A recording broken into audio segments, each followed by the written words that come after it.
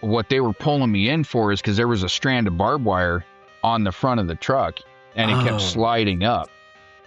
And so if I hadn't have turned around when I did, it would have fucking decapitated me because it cut off the top lighter. I got the cash in the bag, stadium packed, stadium packed. I got the cash in the bag, stadium packed. For the rocks on the side, I'm the attack. Baby, I'm back. I just wanna get caught up in this life. I'm crazy, I'm mad. No cap, only got one to get home. Cash in the bag, stadium packed. Baby, I'm bad. Baby, I'm bad. All right, welcome back to the 32nd episode of 11 Bang Gang. I got a Marine here, Adam Han, last minute guest submission, so we're gonna rock it. And I'm gonna be learning about him just like you guys. So say what's up, dude. Hey, what's going on? All right, so look, man, one of the first things I got two things I want to talk about at first. Did you see the Marine officer that threatened or that had that video about how he was running for president? He wanted to kill President Trump and all that shit. Yep. Yeah. What are your thoughts on Good job, dumbass. So I seen today that apparently the Marine Corps discharged him last year for like mental health or something. Not even remotely surprised. Yeah. Every boot from hell, everybody in the military that's even worn a uniform for a couple of weeks knows you don't do political shit in uniform. And still, it seems like every week we're seeing some new retard can't figure that shit out. And on top of that, camis, could you pick a more bag-ass, disgusting uniform to make a political statement in? Like, come on, at least rock the blues or something. But the first thing I did was I clicked on his profile, and then his profile picture on X is him with his one Firewatch ribbon, and I'm like, okay. So I just reposted it, and I was like, somebody come get your boot tinted, dude. Yep. Damn. The bootist of all the boots that could ever boot. It was pretty ridiculous. Okay, so number two, Pete Hegseth, however you feel about him, had made a post on X talking about how he wants a new high T military. And look, I'm on the train. I like, I mean, it seems like there's pros and cons to, there is pros and cons to everything, but I can't see how having a military, especially infantry, with elevated testosterone counts, I don't see how that's a terrible thing. So yeah, that's my point, because I just finally fixed my shit, and like I feel more alive in the past like 2 weeks than I have in a long time. But anyways, that's beside the point. And so I read into it. Apparently anybody over 30 can now get their shit tested. If your shit's below, the normal range, I'm assuming they're going to roll with like the 800 to 1,000, probably somewhere in there. They're going to let them do therapy. And I'm like, that's tight. Like, I think that's cool. That's good. I'm not opposed to it. But, but I will say this is, I guess as a quick aside before we kick this off, I went and got mine tested at the VA. So mine was $349. And let me tell you how shitty the VA is. I love my doctor. He is an awesome dude. He's done a ton of shit for me. So I have nothing bad to say about like the care I'm getting. But my doctor's like, can't do anything about it, dude. He was like, they won't do anything about it over 300. He's like, it has to be under 300. I was like, so I basically had to be a walking fucking zombie, dude? That seems pretty wild. I haven't even got mine checked yet, but I probably should. Hell. Yeah. I'm gonna tell you, man, I did it myself. I've kind of done like the same way I've been running peptides, as I just did it myself. And dude, my shit come in the other day. I did a blood test and it was like 1,200. I was like, hell yeah. So, but I feel like I got the energy level like I'm back in my 20s. Like it's not an exaggeration when people say that. It's pretty wild. So yeah, I'm gonna have to look into that. Yeah. At least get it checked. For the listeners and for you, Rhythm, the company that'll send a blood test to your house, it's like a little pack you put on your arm. It heats your arm up, and then you stick that little thing on there and press that button, and it'll draw your blood, a little vial of blood, drop it off at a FedEx drop-off point, and they'll have it within a couple of days. Oh, that's So cool. yeah. So you don't have to go in, do any lab testing, and they don't test for a whole ton of full array, but they do test for the most of the things you need. So anyway, okay. So Adam Hand, here we go. You were a Marine. Yes, sir. So what year did you join? Well, I joined initially in '99, but I didn't go to boot camp until 2000. Oh shit, so you old as shit. Oh Yes, I damn. am. Oh, you old bastard. You look good Yep. though, because I wouldn't have pegged you for that early, man. Like that's Now pretty I'm tight. 43. Hell yeah. Hell yeah. Okay, so where'd you grow up at? My dad was Army, so I grew up all over the place. Okay. I was Yeah. born in Nebraska, but then moved to Kansas, Arizona, Minnesota. Hell, I've been a little bit everywhere. Damn. Okay, so you joined in 99, but you didn't go to a boot camp till when? 2000, Two. August 7th, 2000. Okay. So did your dad's time in the military have an influence on you joining? Yeah, surprising. Well, yes and no. So it's kind of family tradition to always be in the military. Yeah. Every male that's worth a damn in my family's been in. Uh, Dad was Army. My mom's dad was he was a Marine. He was an artillery instructor in Korea. Oh shit. Her stepdad, he was Air Force right after they crossed over from the Army Air Corps. Like it's just the whole line lineage of them. So yeah, because 9/11 didn't have an influence on your decision. Oh no, I was already in by then. Yeah, We you were we in were when that sitting. happened. Hell, we just got back from PT. We were Mhm. doing our morning changeover and everything, and then somebody goes, "Dude, somebody just flew a plane in the World Trade Center." And the first thing I thought was, "Dope, where's the World Trade Center?" And because I was out in 29 Palms, Yeah, and then the next thought was, "What kind of fucking idiot flies into a big ass building?" And then we saw it on the news and everything, and I'm looking in the background. There's not a cloud in the sky. I'm like, "Oh, this shit was intentional." And yeah. then we saw the second one hit, and I was like, "Well, we're gonna go fuck somebody up." Yeah, And how then, soon did y'all know though? Because I was me and all the other listeners of the GWAT, most of us, we were younger when this happened, we grew up with the war, but we didn't grow up with the, like, 9/11 happened, I was in middle school, so my parents, I come home, they're like, "Hey," and I'm like, "What the fuck?" And they're like, "You'll understand when you're older." But when did you guys know that day? Like, so it hit the tower of, and from what I understand, like you just said, everyone assumed, what fucking idiot flies a plane in? Then the yep, second one hits, then the Pentagon gets hit. When did they know it was terrorists? Like how soon? I have no idea when they knew, but we knew Yeah, right then. Yeah, I mean, you don't accidentally fly a same big ass plane into the same building that's billowing smoke out of it without that shit being intentional. yeah, yeah. That makes sense. That makes sense. But like, I feel like everyone would have been like Russia at first. Were there any rumors that it was anyone else other than like terrorists? No, we kind of because the USS Cole bombing had happened when I was in boot camp, That's so we right. weren't real worried about the Soviet Union because that had already collapsed, and so it was basically peacetime military. We weren't expecting any hostile countries, Yeah, but I always yeah. figured if something bad was going to happen, it wasn't going to be a state agency. It was going to be some small McVeigh type shit. I Yeah. had no expectation of 9/11 size. Yeah. Now that I think about it, I forgot about the coal bombing. But Osama, he tried to blow up the basement, what, in like 90, somewhere 94, 3? 96? Yeah, I don't I, know. I don't, hell, I don't remember. Yeah, I was a yeah. kid then. Right. So, I mean, yeah. So, yeah, that makes sense though. The coal, I forgot about the coal. The coal was when that was in high school, I think. I want to say I was senior year or something like that. Yeah, that Or no, happened no, when I no, was no, in no. I boot wasn't camp. senior year. But I remember it being on the news. There was another one. There was another ship thing that happened when I was in high school. So that would have been '07, '06. I don't remember what that Yeah, was. Oh, yep, that was in the Gulf. I want to say the Gulf of Aden. oh, was it? I think Okay. so. Okay. I could Yeah. be wrong. Yeah. I was already in Baghdad at that point, so I Yeah. wasn't really. with the paying news. attention to what's going on everywhere else.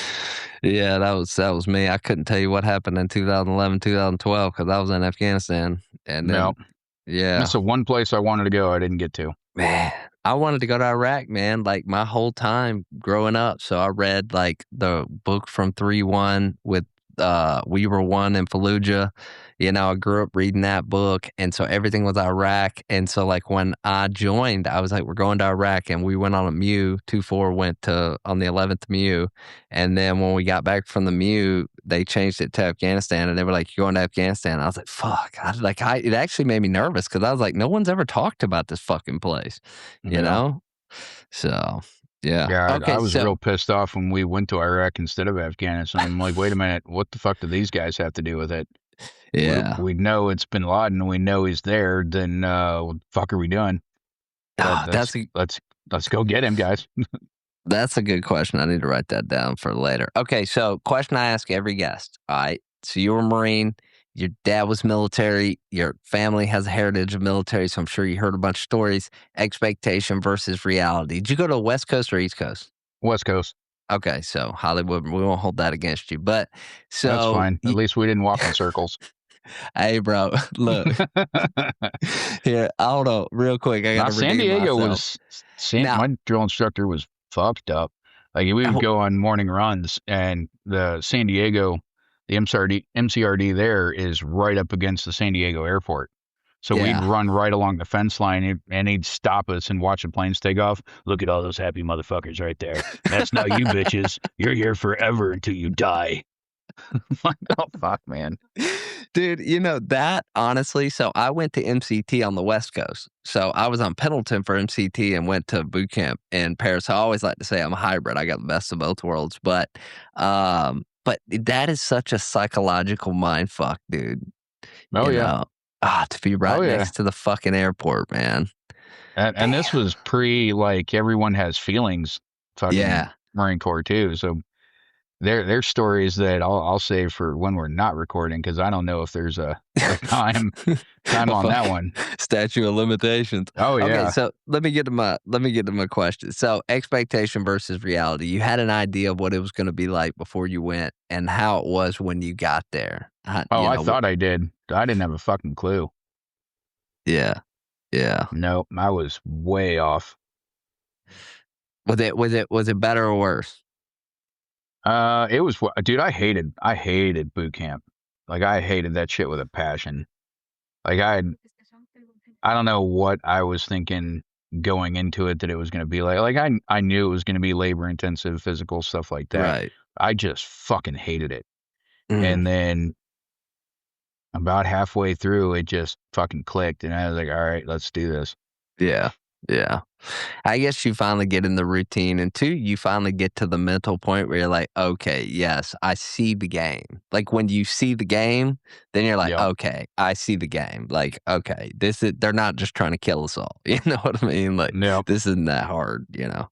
But The part that I always thought was what, like it didn't dawn on me until I'd been in for a little while. But then I remember like the last, you'd always have the training phase that was about to graduate and everything, mhm, and we're looking at these kids like they're some kind of god because they're Marines now, and it's like, yeah. wait a minute, motherfucker, you haven't even been in 3 months longer than I have. Shut the fuck up. Yeah, like I always just was really proud to see the other platoons because it was like the sharpness of them. And like for me, it wasn't like we didn't look at like I didn't look at them. I still looked up to them. And yeah, you're right. It's like, bitch, you've only been here like 4 more weeks than me. But it was the sharpness, how they marched, how they Yeah. looked, and you were just like, fuck, I can't wait to get to that point. Like, cause I looked around like when we were marching, and I'm like, all these other fucking retards, like, this is not hard. Well, you should get this in like Yep. 15 minutes, you know? And then you spend weeks doing it, and you're like, fucking retards, bro. 3 weeks in and dudes still don't know left from right. It's fucking sad. Yeah. Yeah. I can't imagine what boot camp's like now, bro. I mean, honestly.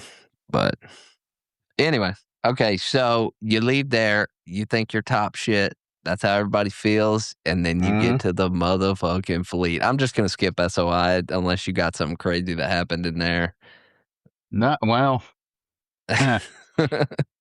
We had one good one because Okay. I was there in November, December, and it was just ungodly cold. And everybody thinks, San Diego, Pendleton, it doesn't get that bad. And Oh for shit, some no. reason, it was fucking cold. Mm-hmm.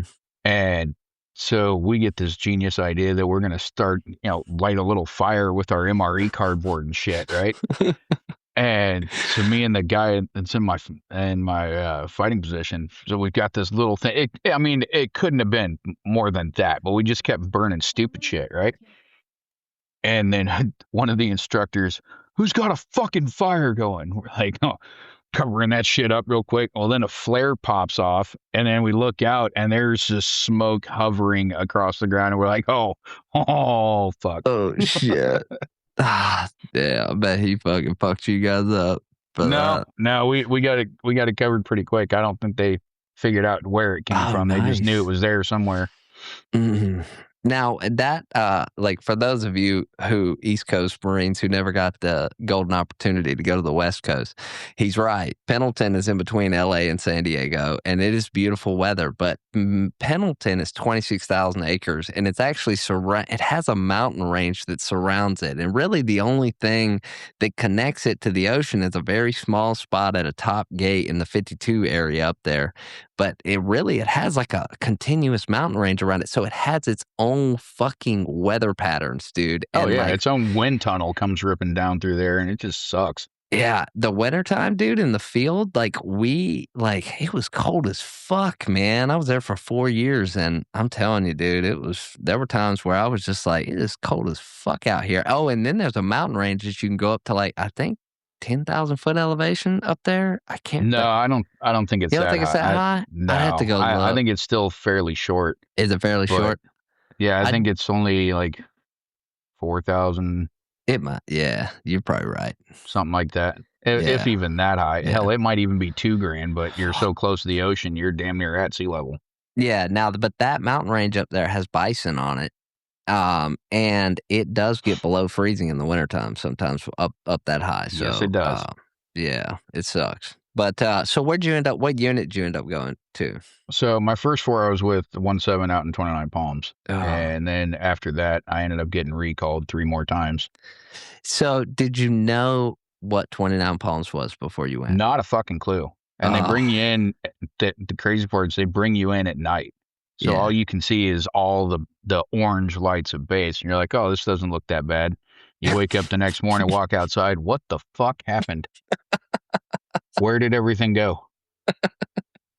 And it's just an even Fucking desert.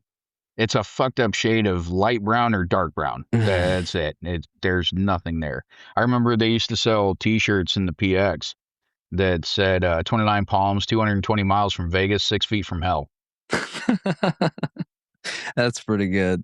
Man, I'm telling you, I went to 29 Palms 5 times, and that was 5 times too many, dog. No, no, Yeah.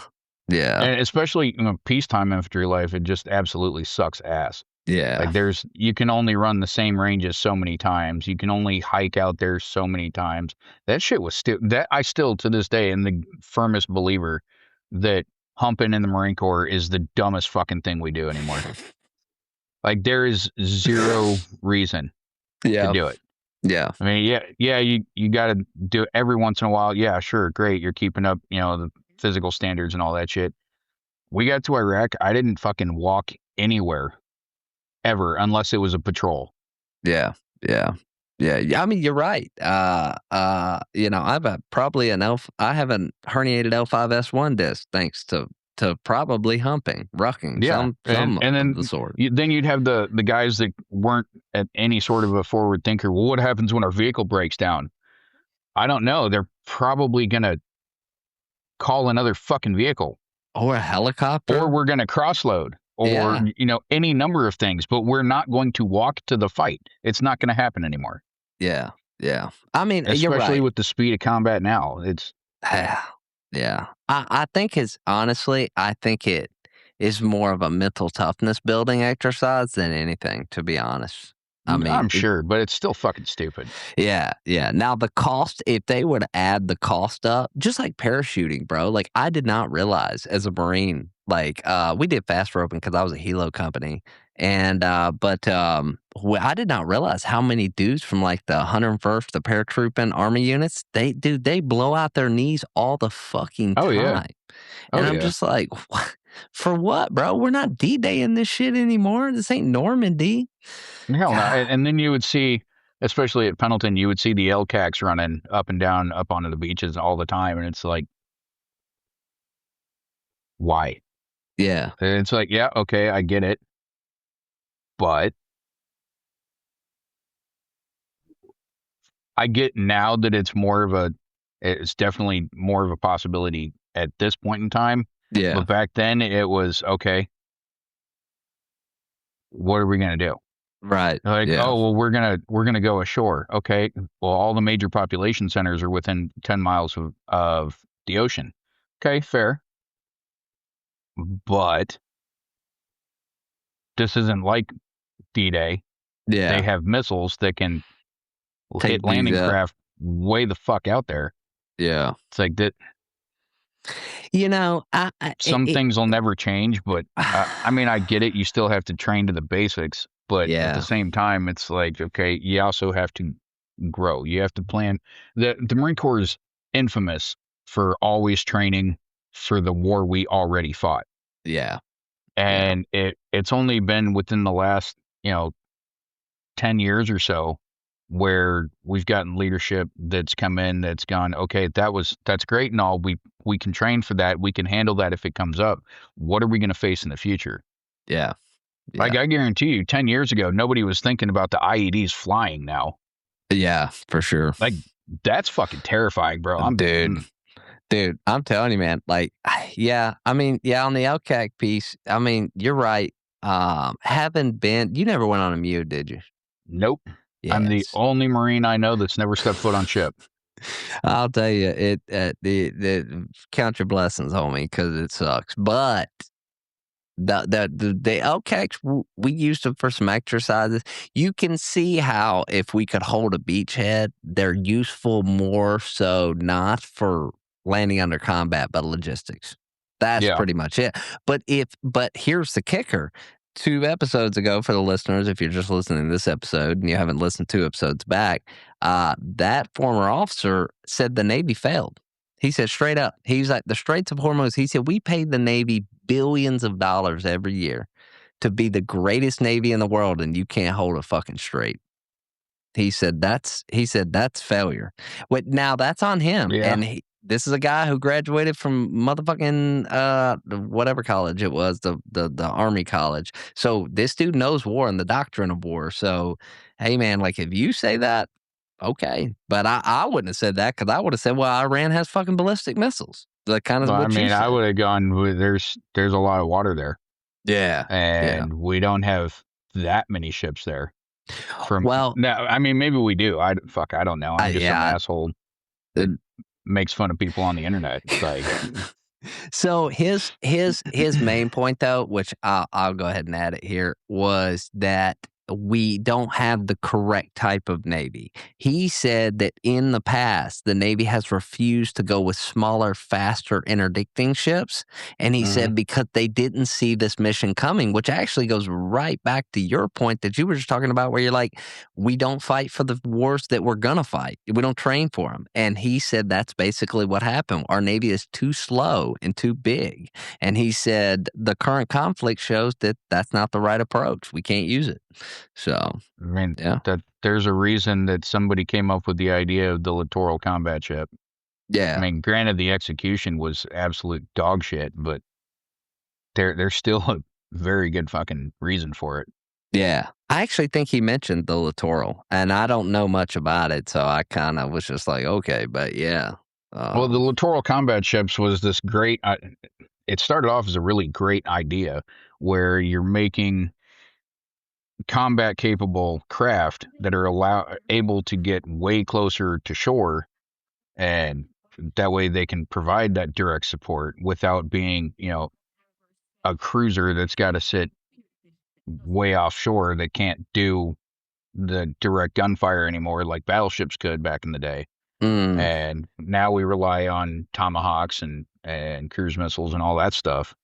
But instead of you can't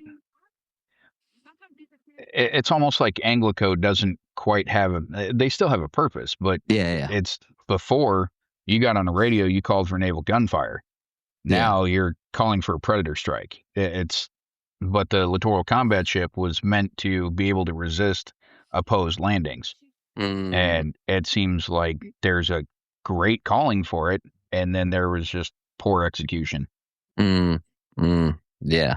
I think sometimes too, the people signing the checks in Washington, and maybe some of those generals up there, they don't understand, they don't see the picture. And if they don't see the picture, they won't push for the funding. And if we can't get the funding, we won't fucking build it.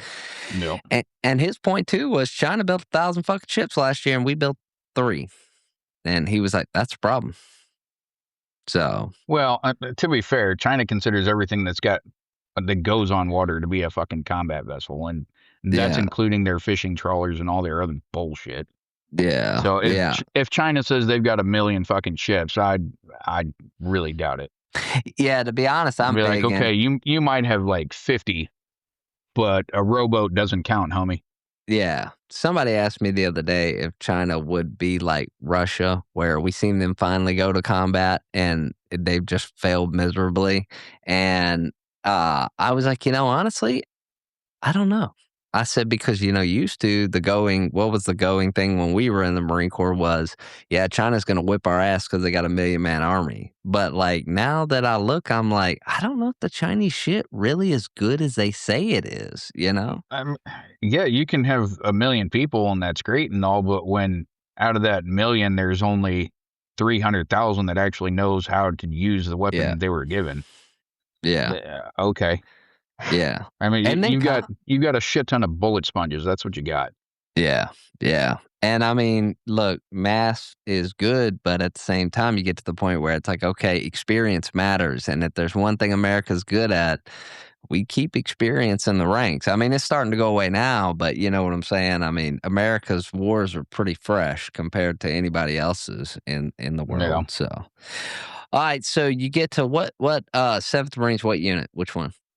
1st Battalion. Okay. So 1-7. All right. How was check-in, bro? Did you get hazed like a motherfucker? Um, Not really? no, when you checked in, it wasn't bad. It was later on that the stupid shit started happening. Yeah. But I mean, I get it. There's hazing for unit cohesion and all that. And Yeah. then there's hazing for the stupidity of fucking hazing. Yeah. And peacetime military has a lot of that kind of stupid shit going on. Yeah. So, okay. So 9/11 happens. When do you guys deploy after that? 2003. Okay, 2003. Where'd y'all go? Well, 2002, when we were all excited thinking we were going to go fight and beat the shit out of somebody. Yeah, we went to Yeah. Okinawa. Oh, fuck, dude. The 30 worst. Yeah. That's No, what. we didn't even go on Mew. That Yeah, was that's what I just was gonna regular say. UDP. Oh, so y'all just went out there to Japan. Yep. Damn. How was And that though? I meanwhile, we're mean, reading stories about, the Marines with, hell, I can't even remember what unit it was. But Task Force Anaconda, they went in and they're kicking the shit out of the Afghans. I'm like, why the fuck are we not there? yeah. Oh Yeah. well, we brought them from Lejeune. I'm like, we're already fucking here. Like Yeah. we're closer. Oh man, that sucks. I mean, the thing is, well, it's it for the people, the civilian listeners listening. A lot of times I get yeah, and I'm sure you've got the same question. Why do you guys want to go to war? Because man, they brainwash us into that is the only fucking thing you want to do. When your job is infantry, they have to brainwash it into you. And then not only, even if the brainwashing doesn't work, it's the constant training to go to war that you're just like, fuck it, bro. If I did all this dumb shit for no reason, send me, dog. Let's go sling some lead downrange, I And think it gets down to an even more basic reason. Like every male wants yeah, to has an innate need to test themselves and to yeah, see if they could do it. And when I get asked, it's like, okay, so I usually ask what sport did they play in high school, and football, baseball, soccer, whatever. Said, okay, say it's baseball. You practice and practice and practice and practice, and you make the team, but you still only get to practice and practice and Mm, practice and practice and practice. You get signed to the major leagues. You practice, you practice, you practice. You never get to play. And then the one time you get called up, it's game 7, mm. and everything fucking matters then. It's the greatest rush. It's some of the best people and the shittiest people I've ever been around, and it, I'd never go with anybody else. Damn, dude, that's a great fucking explanation. That's one of the best I've ever heard. That's really good. That's really good, man. That fucking hits home. So you go UDP. That's your first time out of the country, though. How do you feel about that? I mean, you're young still, Oh, it you was know. wild, dude. I Yeah, I absolutely loved going to Okie. Like NTC sucked, yeah. or not NTC, Jungle The Warfare Training, jungle warfare. Yeah, because honestly, it wasn't really. I think it was the NTA, Northern Training Area, but it really wasn't even a jungle anymore. It yeah, was like a hell. I've got forests that are 15 minutes from me that are more thick. yeah, yeah. Um, the only scary shit there was getting chased by a golden habu, and yeah, they get real pissed and they will chase your ass for a long time. Really? No, oh hell Da- yeah! And there's Damn. nothing funnier than seeing an entire squad of Marines just fucking hauling ass, and then you see this little thing going behind them, and it's like, oh, somebody better kill that or run faster. Damn. God, I never thought about that. The fucking monkeys, dude. That's crazy. No, snakes. Oh, I thought it was a monkey. I thought the golden No, haboo was a golden monkey. habu is a fucker's not even as big as my damn finger or as wide around, but Yeah. they'll get after you. No shit. Oh yeah. Damn. And they were like, yeah, if you see that bitch, kill it. Oh, yep. On Yeah. site, like not even no questions asked. Man. Yeah, see, that's the thing is that when we went to, we didn't see him in Afghanistan, but in Kuwait, when I went, my last deployment, they had those scorpions, and we thought they were fucking with us. And they Oh told yeah. us at the wildlife brief, they were like, "These are the most poisonous scorpions in the world. If they sting you, there is no antivenom. Don't fuck You're with them." fucked. You're And we fucked. were Yep. like, I thought they were fucking joking, dude. We looked that shit up online, and we were like, "Holy fuck, they're not lying." Yep. Yeah. Anyway, so you guys come back, and then in '03 you finally get your shot. This is the Iraq invasion. So the question I wrote down earlier that I want to ask that I've never asked anybody on here that's talked about Iraq, so to get your opinion on this, is did you guys really believe I believe the Bush administration when they said there were weapons of mass destruction and a chemical hundred weapons? percent. 100%. Okay. 100%. And I still, to this day, I don't know why the fuck they say otherwise. Because Mm. we went into one facility and nobody's told me I couldn't fucking talk about it. But we went into one facility where our chemical detectors picked up the highest recorded readings ever, No shit. to the point we had to go outside and they took our weapons, had us stripped down and waited for us to do the funky chicken. And No I'll be shit. goddamn if anybody's going to tell me there were no chemical weapons. Yeah, of course there wasn't. We gave them a fucking how many weeks heads up. Yeah, they I moped mean, we them. walked into this place, there were plates with food still on them that looked like they hadn't been sitting long. Wow. So you think they just yeah, 'cause there's a guy that I talked to, he said, where do you think the Syria guy, I don't remember his Oh, name, got 100%. got Bashir the chemical al-Assad? weapons? Yeah, yeah. Yep. He got him from fucking what's his name in Iraq. Well, They just then moved him over the border. if you ever look at if you ever go out into Western Iraq, and you'll see what looks like these random mounds that are piled up. But then if you get back far enough and you look at it, they're fucking guardrails. They're Mm, showing you where the fucking road is, and it goes straight into goddamn Syria. damn. Now, oh Damn. well, Iraq doesn't have any chemical weapons. Miraculously, fucking Syria does 5 years later. What the fuck? Are you fucking stupid? Yeah. They came from somewhere. We didn't give them to them right then. And Syria didn't fucking make them. Nope. Yeah. Man. Yeah. Wow. You're the first person that's been like, I got legit ass evidence. You've seen it firsthand. Watch me get fucking domed tomorrow too. We had fucking ledgers saying what was coming in, what was going out, where it was going to, all this bullshit, and then miraculously, whatever the cross the line date was, that was the last fucking entry the night before. You can't. Nobody will ever convince me Iraq didn't have them. You know, that's like the conspiracy theory that like the Jews and not to get crazy about this one, but did 9/11, you know, and Yeah. I've watched some of the 9/11 conspiracy video. I'm a conspiracy theorist, dude. If you tell me the Oh, earth is flat, 100%. I'll look into it and then I'm like, no, those guys are idiots. The moon landing's fake, looked into it, don't believe it. But like, I'll look into anything. But like, I looked into that, and then I remember listening to a podcast and a guy that said that he was in Tora Bora. He said there was a motherfucking flyer that they had that was their plan that they had wrote before 9/11. That he was like, it was there. And he's like, they Mm-hmm. fucking planned this. They did this. This wasn't anybody else. Now, could somebody give me the runaround and say the Jews paid for it? Okay, whatever. Whatever. Yeah, I have But my own theories on that one. yeah, I'm not gonna get into it. There's a lot more context there, but you Oh know, yeah. as far as like them saying that like they faked it, no, the fucking terrorists did it. The question is the motive behind why they did it. Yeah, that's up for debate, I guess. So anyway, so when you go to Iraq, you are pumped, do the train up, you get there. How do you feel? You go to the desert for the first day. You already been on a UDP, so you kind of already got the gist of how it works going out of country and shit. Well, you are what are you? Are you a team leader? You just a regular dude, machine No, just a gunner? regular dude. Okay, 0311, fucking Yep. rocking it. M16? M16A2.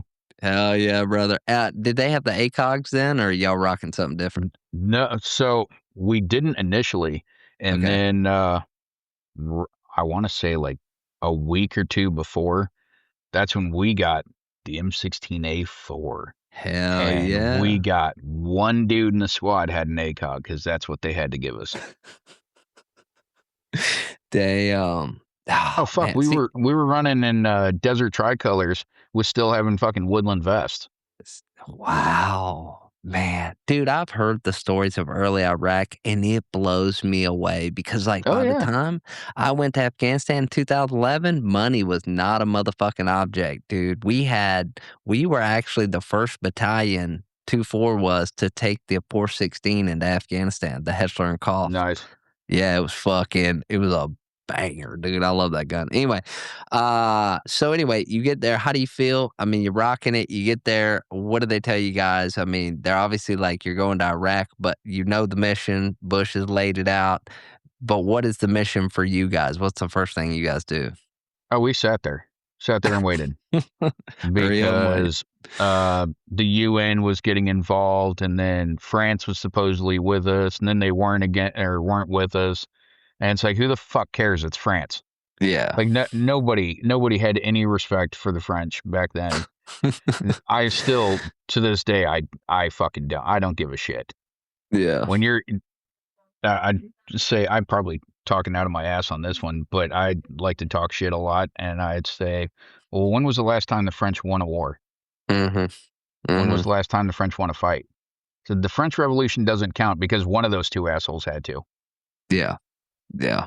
Not to mention, France was a superpower. Okay, Yeah, at one cool, point, great. Yeah. All right. So was fucking Spain, right? and then they got their ass kicked by the British. Yeah. And it's like, okay, So I hell, got nothing. to be honest with you, man, I'm gonna be careful here. Europe or Britain is a superpower still, allegedly, but it, But you know what I won't want to go toe to toe with? Fucking British Royal Marines. oh fuck no, yeah, no, those dudes are, Regular Army? Yeah, okay, whatever. yeah, Royal yeah. Marine Commandos, watching them. Oh, dude, we were at Safwan oil field, and we've got the entire company online with forming a perimeter and everything. This British, whatever their infantry fighting vehicle is, I think. Let's see, we had At the time, the Army was using Bradley. So whatever their version of the Bradley was. Yeah. And so it comes rolling up. They get out and there's fucking 6 dudes. And they're replacing our company fucking lines. And one Holy dude is getting shit. out. He's got a 240, and our machine gun teams, you know, you got your gunner, your team leader, your ammo man, right? Right. This dude gets out. He's got the full fucking 240 on the tripod, T&E, all that shit strapped to his pack. Oh shit. Yeah. And we're That's a like, load. dude, we got a whole company. He looks at me. He's like, no, we're good, mate. I'm like, okay. Y'all ain't Damn. right. I'm telling you, man, those dudes, their special forces are very legit. No dig on those guys. But I mean, hell, one of my podcast heroes years ago before I started this, he wrote a book. His name's Garrett Jones. He was Europe or Britain Army, and their unit actually was the initial British unit that took the place I was in Afghanistan. They took that area in like '07, '06, and then we That's got there wild. in 2011. Yeah. And I wrote him, and he sent me 2 books and signed them and shit. And like, he was like, hell yeah, dude. And I've asked him questions about podcasting, and he's been great. So, guys, I mean, hey, look, it's not just Americans we can make friends with, man. The British dudes are pretty solid. So if you look into some of the guys, you might find that they've been in the same places we have. But so 1-7, you hurry up and wait. The initial push finally happens. What's 1-7's mission in the push? You guys running a block, or are you rolling No, in full so force? I still haven't looked into it even to this day, but from what I remember of it is we were just meant to go straight to the Safwan oil fields, and we were to prevent them from the Republican Guard from setting the oil fields on fire. Okay. So Okay. we did a bunch of workups for that and everything, and we get there, and there was nobody there. Apparently, there was an entire Republican Guard division.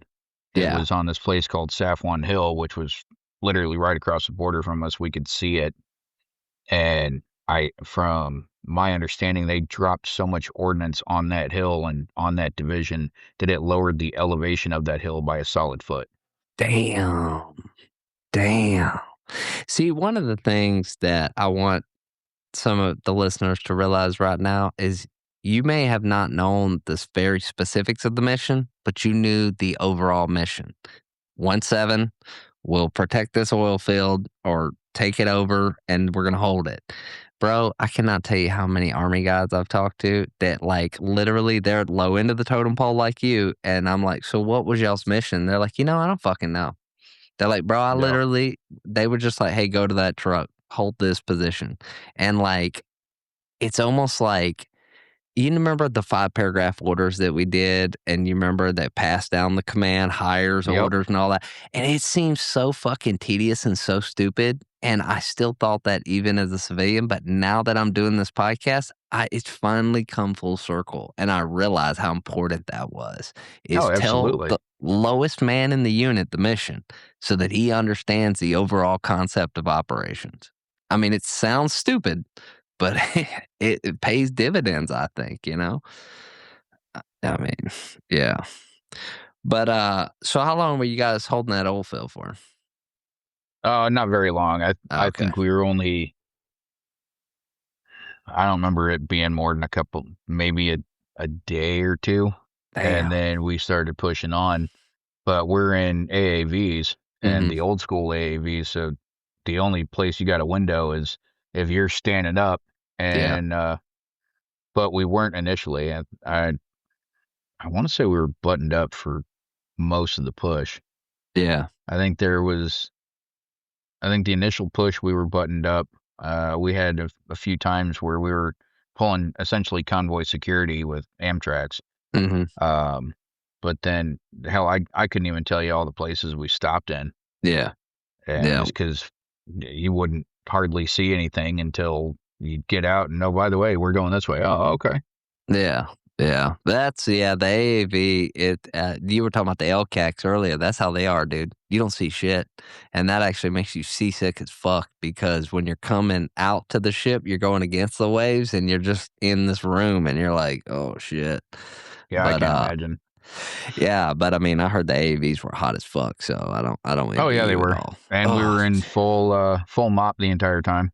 oh man, that had to be fucking miserable, dude. Yeah, as far as I know, my Bravo company set the Marine Corps record for longest amount of time spent in a mop suit. Damn, damn. So It where'd you guys wasn't end? until years later I found out that they were abso-fucking-lutely worthless after you sweat through them. Oh, really? Oh yeah, because as soon as you sweat in them, that clumps up the charcoal that lines the suits, and so now you have essentially breach points in the suit of where that shit can get through. Oh shit. So if y'all would have got fucking gassed, y'all have been It fucking wouldn't have anyways. mattered for shit. Damn. Ain't that a bitch? So where'd y'all end up after hopping around for a while? We went through. Man, where did we go? Uh, You got a map up there on the oh hell wall. yeah, hell yeah! Check this out. Hell yeah, dude. That's a fucking laminated map. Hell You're yeah. damn right it is. That's some shit right there, But homie. we didn't go to Nasiriyah. That was another unit. Okay. We went up to, I want to say Al Hay and Amara and all that. We went to Coot. I remember that because that's where we ended up blowing up a school that the Fedayeen were using as a arms cache, Oh shit. and that was one of the biggest booms I've ever seen. Yeah. How was the contact on that first, I mean, you're there. I mean, you guys were riding around. I'm sure the nerves kind of wore off after you're like, hurry up and wait here and there. No, there. Honestly, I don't remember getting shot at very much at all in 2003. So Mhm. I think we took contact as a night ambush Yeah. one point, and then we'd get shot at every now and then along the way. Yeah. But hell, there was probably only 5, 6 times that I can distinctly remember being shot at.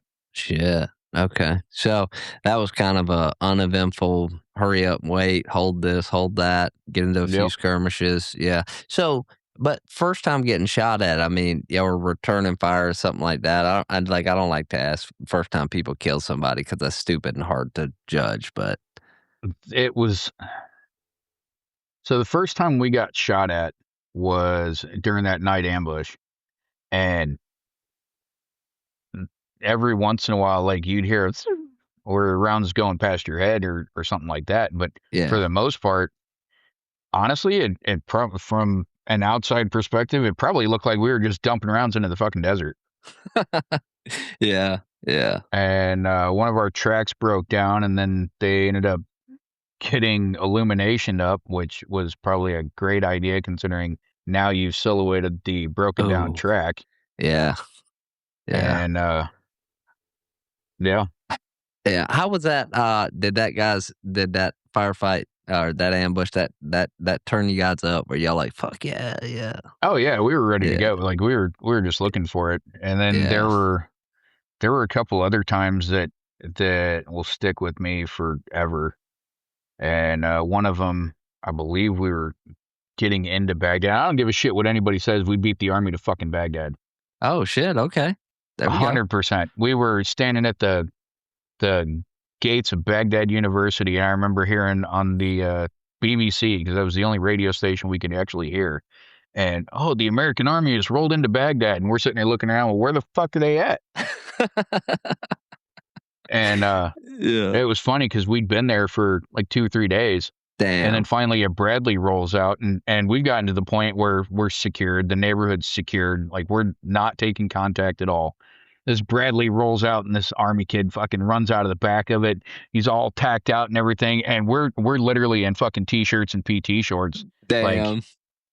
yeah. And they're like, "This hasn't been secured yet." And I was like, "Well, shit, it's a good thing we've been here for almost a week, huh?" Damn. That's No. funny, dude. That's great. God, But that's getting funny. shot at the first time, looking back at it, had to have been probably the funniest fucking thing in the world. Is we started taking sniper fire from the so at the University of Baghdad, right in front, they still had this gigantic fucking tower. Mm. And so we got our 360 and the leaders are standing around talking about where we're going on this route. These little dust clouds kick up. Like, that's fucking weird. Move over a few feet. Yeah. Fucking dust clouds kick up. Like, what the fuck is that? Move over again. Fucking dust clouds kick up. Then you hear shit.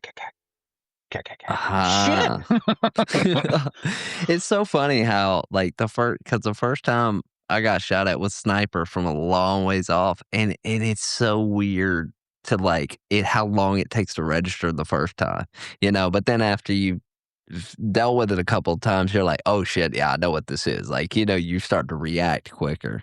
The wild part is, so we had a tank that was near us. The tank put a main gun round into the top of it. And so like, all right, now we got to go clear it. We're like, Yeah. well, all right, that's going to fucking suck. And we're running up to it. And it's one of them things like you're getting closer to it and you're just doing this. Oh shit. Fuck. And I don't know why it didn't dawn on me until years later. But I remember we were running up to that tower and there were these two guys off to the side and they just looked like they'd been fucked up. And for some reason, we all just kind of looked at them and then kept running into the building. It didn't dawn on me until years later. Those were the motherfuckers that were shooting at us. That's why they were fucked up. Yeah, they took that fucking concussion. Hell yeah. Damn, One dude's yeah. like leaning off, like sitting down off to the side, bleeding from his ears and shit. And I'm like, huh, that guy looks like he just got his ass beat. I wonder why. And, we go into the fucking building. We're clearing all the way up. And I remember getting to this one floor. And I open up the door and there's fucking footprints everywhere. And I'm like, hey, where the fuck are you guys? And then I hear above me, we're up here. Where are you? Oh shit. Fuck, oh fuck, oh fuck, oh fuck, oh fuck, oh fuck, oh fuck. Yeah. And get to this last door, and like I'm clearing all these fucking little office spaces, I get to this last door and it's fucking locked. And I'm like, oh, these motherfuckers are on the other side. Okay, fuck it. Well, I go and I kick it. My foot goes through the fucking door. And I'm just standing there like an asshole by myself. With your foot stuck. And my foot's stuck. And I just fucking, I'm waiting for it. Nothing happens. And nothing happens. And I'm like, well, okay. Pull my foot back through the door. Fucking kick the door again, finally get it, and the door flies open. And if I would have taken 2 steps into that room, I'd have gone right the fuck out the side of that building, because that's where the tank round hit. Yeah, it was gone. There was nothing there. Nothing but a fucking wide open sky. Damn, that's a fucking movie scene right there, dog. Shit. Holy shit. How high was that tower? What would you assume? How many stories do you think? 10, 12 maybe. Yeah. So if you'd have, but yeah, it was a solid view of Baghdad, but it wasn't anything I was considering at the time. Yeah. It was just, oh fuck. Yeah, I mean, if you'd have fell that far, it'd have been no dice, homie. Damn. Yep. God, that would have been one of the. Okay, so you guys come back from that. Like you said, that one was whatever. So we ended up going to a couple of different cities in 2003. We ended up going to all the way up to Baghdad. Then we went out to Babylon. We were running around Najaf for a little while. And we went to Najaf first, and then they sent us out to Babylon, and then they sent us back because the army was taking all sorts of shit in Najaf. And that was wild to me because we hardly got engaged when we were there. I think maybe once or twice. And we finally found out later on that the reason the army was getting shot at constantly is because they had 2 very different fighting styles. So, like, when we get hit, our immediate reaction drill is, you assault through and fucking smoke everything that's shooting at you. The army would just keep it moving. So it's like, well, of course you're going to get fucking shot at. You're not teaching anybody a lesson for shooting at you. Yeah. Yeah, that I'm telling you, man, like I didn't understand that until years later about like how important it is when you get shot at, dude, you turn and let it rip. And, Yep. and yeah, I found out that there were Army units that were just driving through ambushes. And it's Yep. like, damn, dude, really? And it's I get where the thing is because you're trying to get off the X as fast as possible, Yeah. but by not responding violently rapidly, you're just saying, "Oh, okay, we know these guys aren't going to shoot at us. Well, next time we're going to yell some Aloha snack bar shit and let off another mag, and nothing's going to happen." Yeah. Oh Yeah. shit, these guys just stopped what they're doing. This isn't like last time. Fuck, they just lit up the entire neighborhood. Huh? We're not going to shoot at those guys again. Yeah. Yeah. For real. And, I understand getting off the X. Okay, get off the X and then maneuver, right? That it's a tried and true method. So, you guys any IEDs out there, or was that not quite a thing Not yet? in 2003. So Okay. that Yeah. wasn't I Yeah. remember coming up to an airport. I think it was I thought it was biop. It might not have been, but we pull up to it and we're getting ready to dismount and then the ramp doesn't drop. And we're like, "What the fuck are we doing? Let's go. Drop the ramp. Let's fucking go." And the guy leans back and he goes, "Shut the fuck up. We're sitting on top of an anti-tank mine." We're like, Oh shit. "Oh." So maybe let's not sit here. Yeah, let's move. Let's fucking. I'm pretty sure this has a back, doesn't it? Let's go back. But yeah, that was one of the weird Damn, ones that just didn't blow up. no. Man, I'm telling you, dude, there's some, I was talking to a guy at the beach the other day, found out I was a Marine. We were just chit chatting about our lives, and it was a random guy, I never met him before. And he asked me, he was like, "How was combat?" And so I told him a couple things, but one thing I told him was, everything happens for a reason, man. Like, there's so many situations where you were just like, "Oh, I'm not gonna make it out of here." Oh, or "Oh, this is fucking crazy." And then it just like, people died, people got hurt. I mean, that it happened. But man, there were a lot of close calls where you're just like, "Holy shit, dude. This is wild." And the biggest lesson I remember from that first deployment was that people die in war, but people die some of the just shittiest fucking ways. Yeah. And like not even in direct combat. There were so many guys that died. uh, I don't want to say stupidly, but like it was a stupid reason that Yeah. got him killed. You know what I mean? Like, Yeah. um, I remember there was one guy. He wasn't in our unit. Might have been either a sister battalion or sister company, but they're fucking. He was on the roof shooting it at some Fedayeen guys or Republican Guard, and then the roof he was on just fucking collapsed underneath him. Oh, And damn. just fucking ran like the building hadn't been hit up or anything like that. The roof just fucking collapsed. And that was it. Wow. Yeah. Um my best friend, he ended up uh dying over there in July, and his was something as innocuous as he was going into a he was going to stand watch, and from what everyone knows is he tripped over a piece of comm wire that was holding camming netting up and fell off the side of a building. Oh, shit. Yeah. Holy cow. I mean, And the fucked up part about that one is there was a CNN crew that was instantly trying to fucking film the shit. really? Mm. Damn. I mean, I can't say Afghanistan was any better. We had 2 ground support equipment guys get electrocuted to death. And then one of our snipers got shot by our own tank. You know, Yeah. it's like you said.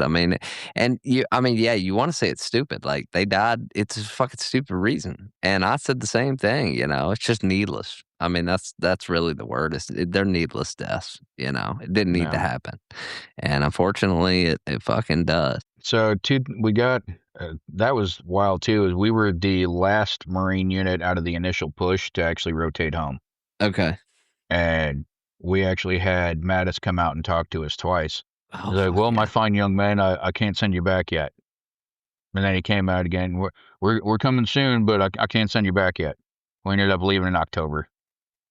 Damn. And So is that I over a remember year? getting so fucking pissed. No, it was I want to say we got there in January. We made the push in March So yeah, 9, 10 months. and then came home in October. Yeah. And I remember getting so fucking pissed off because that's when, you know, April, May, and guys are coming home already and everything, and they're getting the fucking parades and shit like that. And I'm sitting there thinking, these motherfuckers were here for 3 weeks. What the fuck? Yeah, yeah. What didn't George Bush like later that year go on that ship and he was like, Oh "What's yeah, mission in?" accomplished. Yeah. Yep. Yeah, yeah. And then here we were, like a decade later, still fucking juking it out. Yep. Yeah. Um. Yeah. So you come back from that. How long did a break did y'all get? So I ended up getting out in August of 2004 Okay. and then got recalled within 2 months. Shit. And Really?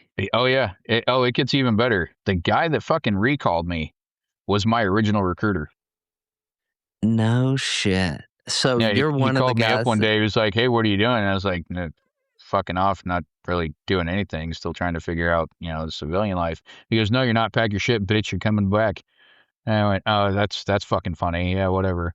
Fucking no shit. 3 days later, I get FedExed orders going, "Oh fuck, all right." So Damn. they recalled me to Quantico, which was wild. So Quantico at the time, there was only a handful of us that had combat experience, but Yeah. Quantico is officer country, which is weird being enlisted there anyway when the officer to enlisted ratio is like 2 to 1. Yeah. And so at that time we were evaluating reserve units that were getting activated and helping them train. And, we're sitting there talking to battalion staff of saying battalion and company level guys are going, okay, this is what your guys did good. This is what they need to improve on. This is what they fucking sucked at. They need to get better. And Damn. so we're doing that. And, I ended up essentially getting not quite fired from that job, but pretty much Yeah. because I was standing in line at the commissary one time. And I'm still just I'm a terminal lance still, so I'm all for bitching. And I'm standing in line and there's this female sergeant in line at the commissary in uniform on her phone, just bitching about her day, her chain, unit, fucking everything. And I'm looking around and we're the only fucking black ranks in sight.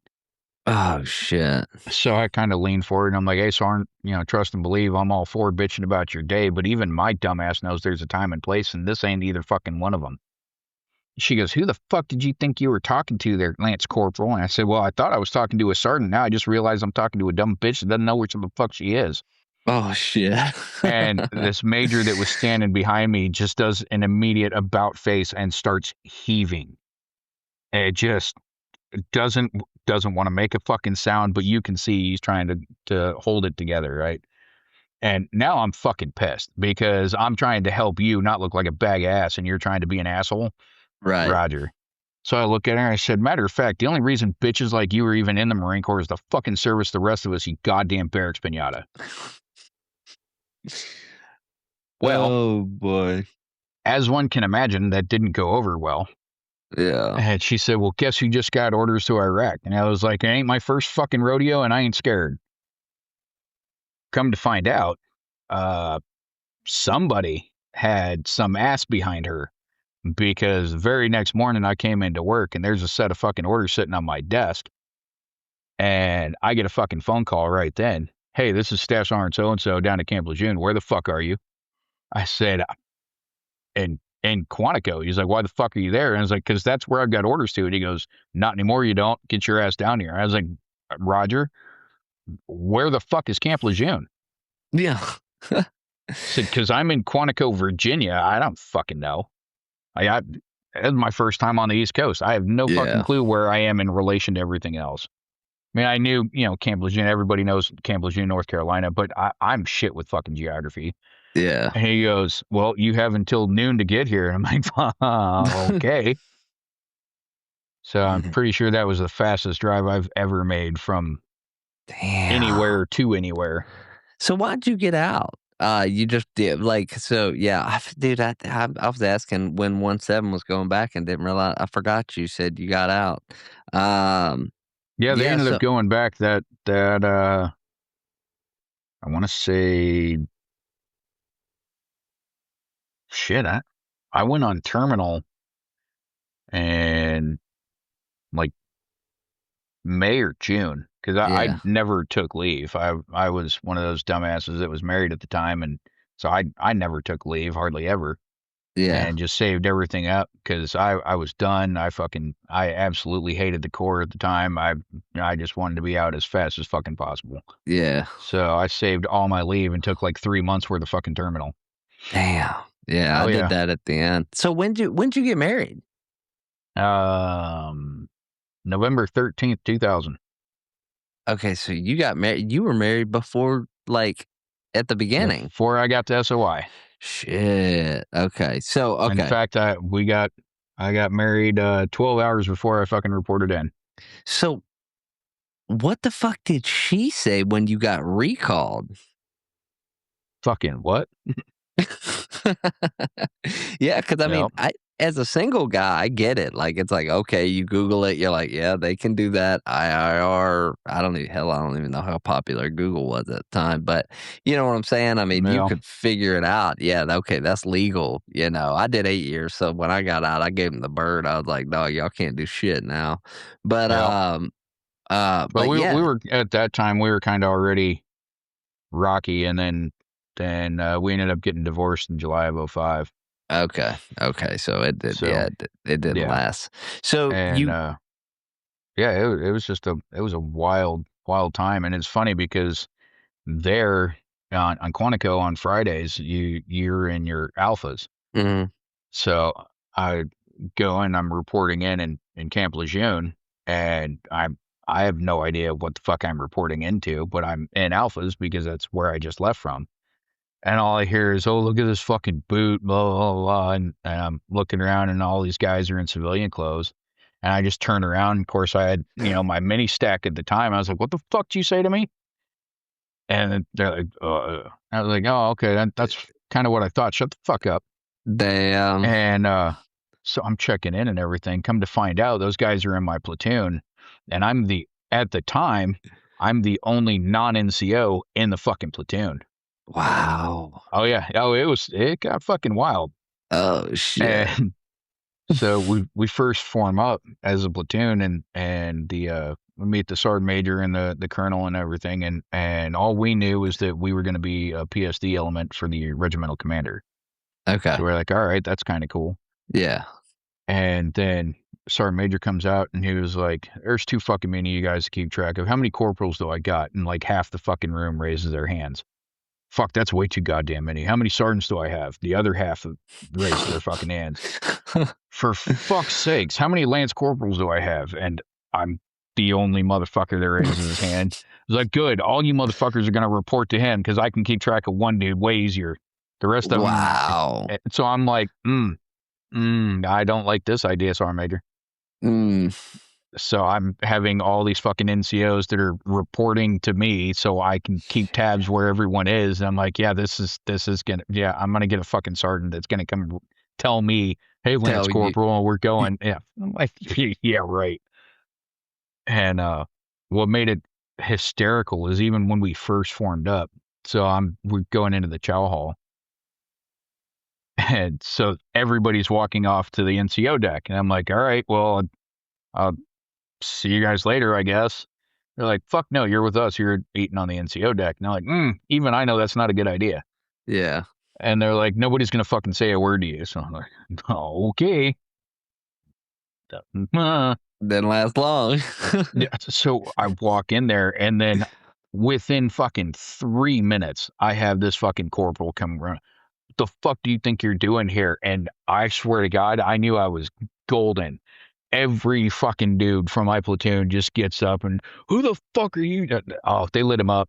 It was glorious. That's beautiful. He's like, he's fucking ours. He's sitting with us. Shut the fuck up and go away, boot. Like, oh, goddamn. Dude. Oh, yeah, I it was I don't wild. remember. They didn't have that, man, in '08 with the Chow Hall. Now, maybe it's Lejeune versus Pendleton, but, like, in 52 area and Pendleton, there was no NCO deck, man. There was, like, an officer spot, but all the enlisted ate together, so that's Yep, interesting. they had the officers. No, they had the officers mess, which Yeah. was the same fucking building, but it was just where all the brass hung out. Then there was the staff NCOs. They had their own little area. Then there was Yeah. the NCOs, and then the non-raids. Wow. Damn. That's actually not good. You know what I'm saying? You probably know this now that doesn't build unit cohesion. That is terrible for unit cohesion, that kind of shit. That's because everybody was still operating the peacetime mindset. Yeah. Yeah. Good point.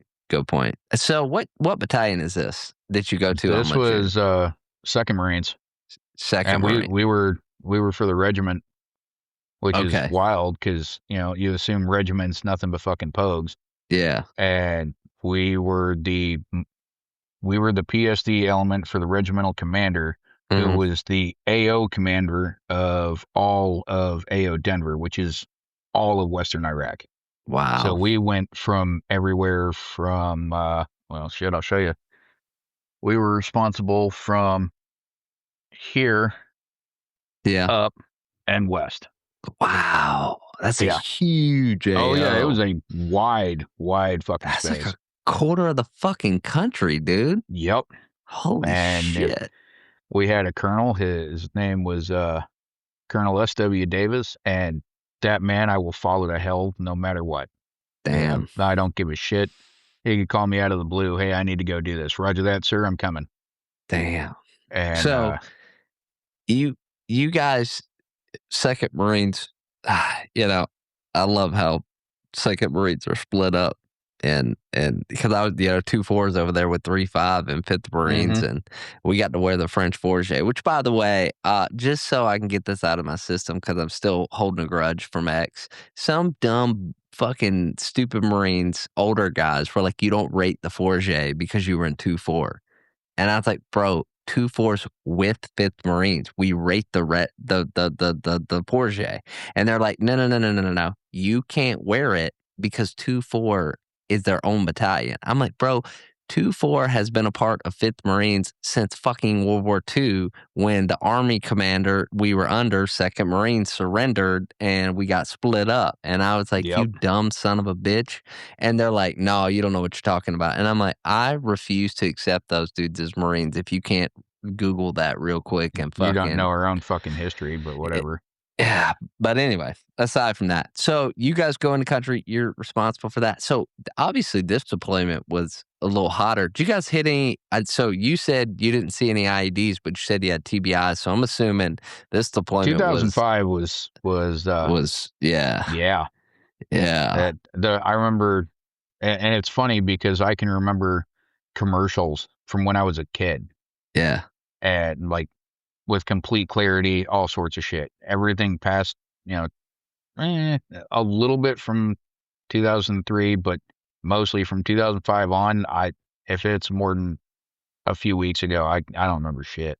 Yeah, yeah. I got a TBI, man. I hit a Like pretty decent IED, so there are so many fucking holes in my memory of that somebody else will go tell me what happened and be like, oh shit, now I remember. yeah. Um, but to go back to the 2003 deployment, so that finally came full circle for me fucking last week. No shit. No shit. And there's this place in another, just down the road from me, and inside it's so fucking cool. They took this old warehouse that they didn't know what they were going to do with it, and they turned it into like essentially a big food court from a mall. Oh, hell yeah. So there's all these little cool fucking vendor stalls and everything. and I'm looking, and one of these vendor stalls is Kurdish food. Huh. And one of the things from Iraq that I really remembered was they had this stuff called naan bread, and they would Hmm. slice it open, and then there'd be whatever meat it was, and nobody really, I don't think anybody ever asked what kind of meat it was because really didn't want to know the answer. Yeah. But meat and vegetables and all sorts of stuff, and they gave it to you just like a sub. And so I walked up to these guys and I said, "What is the name of this?" And I told them, I described it to him, and dude starts clicking away. And I'm looking at his phone and he's writing in Arabic. So I'm like, Mm. all right, we're getting some weird tinglies. And so he pulls up basically Arabic Google and he shows his brother and he goes, "I missed these."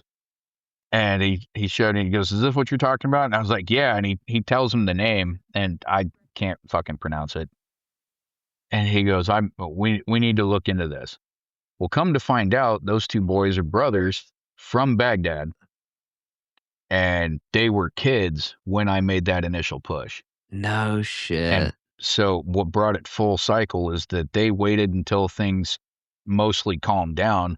And then in 2010, they were able to come here and pick up and start an entirely new life. And so that was wild because those were essentially those same fucking kids that were, thank you, sir." Yeah. Yeah. And So I'll I never mean, forget this guy. He came up to me and he's holding like a like a 2-year-old hmm and just fucking crying. And I'm like, what's wrong, sir? Are you hurt? Anything like that? And he kept saying, "Thank you, thank you, thank you." And I'm like, "For what, man? I'm not doing anything." yeah. And he looks at me dead in the eyes and he puts his hand on my shoulder and he goes, "Because of what you are doing here today, my son doesn't have to grow up to know the things I know of." Wow. And I fucking lost it. Started like, Mm. I was like, man, to think how fucked that guy's life must have been Mhm. that you see foreigners coming into your cities just fucking shit up and you're glad they're there. Yeah. Yeah. That's And one then, thing that we don't remember, man. Like, a lot of times the combat overshadows the good that we did and the fact that it's still kind of in turmoil. Afghanistan, you could pretty much write that off as a loss. Iraq yeah, is always the one that's like, did we accomplish the mission? I guess, but it's still not great. But yeah, man, that's crazy, dude. So I'm guessing you talked to those guys for a minute then oh over. shit, yeah. My wife, like, she was looking over and she's just trying to figure it out. And I'm holding it together and I'm talking to these guys. They knew exactly everywhere that I'd been. Oh, that's cool. Like I could describe open air markets to them and they knew exactly what town, where it was. And, oh yeah, these Wow. were our neighbors. And this person did this. And this person, he was not a good guy, but uh, all of that shit. And like, I held it together. I walked away from them and my wife looks at me. She goes, "Are you okay?" I fucking lost it, man. I started Damn. bawling. Yeah. And I finally, regained my composure a little bit. And I come back and she goes, "Well, what was all that about?" I said, "Because for the first time since 2003, I finally have tangible proof that what we did accomplished some good." Yeah. It was worth it. Yeah. Man, that's powerful, dude. Yeah. Man, that had to have been a fucking amazing experience, man. Like, yeah, like to just know for, yeah, like you said, physical evidence over a decade later. Yeah, you did it. You did it, man. You guys did the Shit, right thing. 23 years later. Yeah. Yeah. And yeah, like it rocked me pretty solid because Yeah. if we hadn't been there to do what we did when we did it, those boys never would have been able to come over. Who knows? Maybe their family gets killed by the Fedayeen. Maybe their family's forced to turn into the insurgents. Yeah. It could have been any number of things could have happened to them. But because we were there and did what we did, they got to have a demonstrably better life. Yeah. And living the American dream, man. Like, a Oh yeah, lot of dude, people. dude was fucking loving life. He's rolling around in Yeah. the fucking Porsche. He's got a nice fucking Rolex on his wrist. Like, dude, I'm glad life's working out for you, buddy. Yeah. I mean, to be honest, like, I see a lot of vets that still. e- e- e- I'm sure you. I know for a fact you understand what I'm talking about. When there was a time, especially when we were deep in the war, where it was like anybody's brown is the enemy. It doesn't Yep. matter whether you're good, you're bad, you just label them all, man. And it's cool to see the good ones. You know what I'm saying? There's too many stories of the bad ones. And it's like, there are a lot of good people. I've met really good locals in Afghanistan that I'm like, that's a good fucking dude. But like, what do you But do, at the man? same time, that really good dude also knows all the fucked up people that were doing the horse shit in the first place. Yeah. And But I mean, could you imagine living in a society where it's like, you know who the bad guys are, but if you say a word or if you get caught assumed being the somebody's gonna traitor, fucking kill you. Yep. yeah, and your entire family, and that's gotta be a wild existence, dude. Oh yeah. Fuck, Man. I've seen and people ask all the time, well, how different was it? And I'd be like, well, okay. Well, like I went to college for a few years for intelligence analysis, and I remember a classmate coming in, she was just bitching. And I was like, what the fuck's your problem? And she goes, my fucking coffee's cold. They made it wrong. And I was Ah, like, okay. And she's like, I didn't have fucking hot water today. And I'm like, oh, okay. yeah. Why are you bitching? And she goes, well, what do you mean? I said, you had fucking coffee. Yeah. You could still take a shower in water that wasn't going to make you sick or possibly kill you.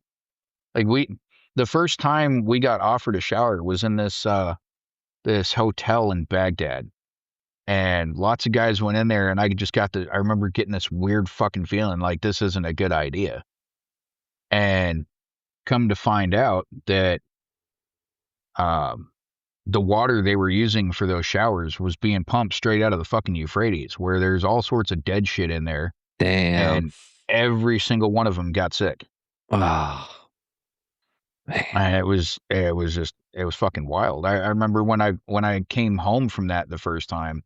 And I literally walked in, put my sea bag down, and I walked right into the bathroom and I just turned the sink on and off and on and off. And my wife at the time, she looks at me, she's like, what are you doing? I said, I've got, I've got water. I've got cold water. It's She water. goes, yeah. And I said, and if I don't want water, I can turn it off. And when I know that if I look at it and I want water, I can turn it back on and I can Damn. drink that. And she goes, yeah. Mm, And I said, we couldn't do that there. So if you got water, it was either boiling hot mm. or you had to fucking drop iodine tablets in there to purify it, and you had to wait half an hour before you could fucking drink it. I said, I can drink that right now, and I know for a fact I'm not gonna get fucking sick. Mm. And that was mind blowing to her. And there's so much shit that is taken for granted, and it Yeah. just even now, like 23 years later, and it still fucking pisses me off because oh, well, I couldn't get this for today. And okay, shut the fuck up. You don't have to wake up and worry whether or not something you do is going to make someone die. Yeah. You, Yeah. you, oh no, you're fucking late. Oh, okay. Oh, well, it just, there's so many things that are taken for granted. And, Honestly, that's the hardest thing about two things: civilians and kids. yep. And I have to throttle with the kids because, like, like I like my mission in life is to raise my kids where they understand adversity. Because it's like, I feel like that is the one thing that civilians like today, especially in America. It's exactly like you're talking about. It's like no one seems to understand what it's like to have it rough and to No, of really course not. rough it. When you don't have any problems in life, you invent problems to have. Yeah. And that's why we have all this fucking weird, crazy shit happening today. It's because there's literally nothing else for you to complain about. So you invent something to be pissed off at. Oh, well, this cop looked at me weird. Okay. Maybe you look like some. How many people do you walk into a store and you're like, wow, he looks really fucking familiar? Yeah. You don't think a cop can do that? Oh, no, it's because he's racist. Oh, okay. Sure it is. Okay. Yeah. Fucking it's like twat waffling thunder cunt. Dude, when the whole, and I'm not gonna get into any political shit here, but when the whole shit kicked off, and you know what I'm talking about, all the police shit a couple years ago, Oh, yeah. I was like, didn't the whole thing come out that, oh, well, cops only pull people over because they're profiling? And I'm like, yeah, if that's their fucking job. Like, and you go back. Conveniently enough, they're profiling every motherfucker that zips past them at 80 miles an hour. And I've been that asshole. Exactly. Where it's like, hey, you know what? You caught me doing some dumb shit I shouldn't have been doing. Yeah. And it's like, I mean, even without the cops, it's just, there is so much shit. But take it back to what you did. You went to Iraq twice. You know exactly what profiling is because it's what kept us a fucking alive many times. Yep. Yeah. I mean, I knew I didn't understand first world problems and third world problems until I watched a fucking kid just get fucking beat over a piece of trash by a grown fucking man. And he was taking that piece of trash back to his family. It's like, dude, what the you just beat the shit out of a kid for a piece of fucking aluminum? Like, what the fuck's wrong with you? Damn. And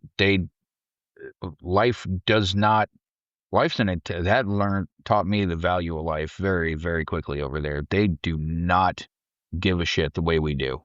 Yeah. And it's wild. Yeah, it was just so wild to me that the things that we take for granted don't fucking matter. Yeah. Yeah. And like we had in Babylon, we were staying at one of Saddam's palaces, and I found out through talking to those two brothers that I ran into, because we heard the story that Saddam had discovered the hanging gardens from the biblical times. Like, yeah, whatever. He's probably just talking shit. And because what he would do is he would go and he would take over all these sites or find some site or build a site and claim it was sacred and then sell it, treat it like an amusement park, right? And so at these hanging gardens, there is this chair there, and they claimed it was Nebuchadnezzar's throne. And so I asked the brothers, and I was like, hey, was that place real, or was he just, full of shit? And like, no, that piece of shit went and built his palace on top of them. Damn. So I legitimately sat in Nebuchadnezzar's throne. That's and I've got wild. a picture of it. Oh yeah, it's fun. Yeah. Yeah, I did. And it's like, holy shit, I'm seeing all of this history around me. Yeah. And they're like, oh yeah, right down the road, not more than a mile or two is the ancient ruins of the Tower of Babylon. And I'm like, fucking what? What? Oh yeah. All of this fucking place all these places that are listed in the Bible, and I'm not that guy. Like me and God, we have an agreement. Like I try not to be an asshole and he doesn't fucking kill me. But other than that, we're not on like real good speaking terms. And but all these biblical places, they're fucking real, man, and I've seen them. And it's wild to me that I didn't have the ability to appreciate the historical factor of it. Yeah. Because I wasn't there for fun. Yeah. And and then looking back at all these pictures that I have, it's like, wow, that's really fucking cool. Like I've seen where the Euphrates and the Tigris meet. So I know from when I did read the Bible, the Garden of Eden's got to be around here somewhere. Right. Yeah. And it's right fucking there. It was right there. Yeah. Probably didn't feel like it at the time, though. Nope. Yeah, that's another thing, meeting those guys that's so underrated. that like you got to ask questions. Like, Oh okay, yeah. in the culture of that at the time, something that the Marines or any of us wouldn't have known.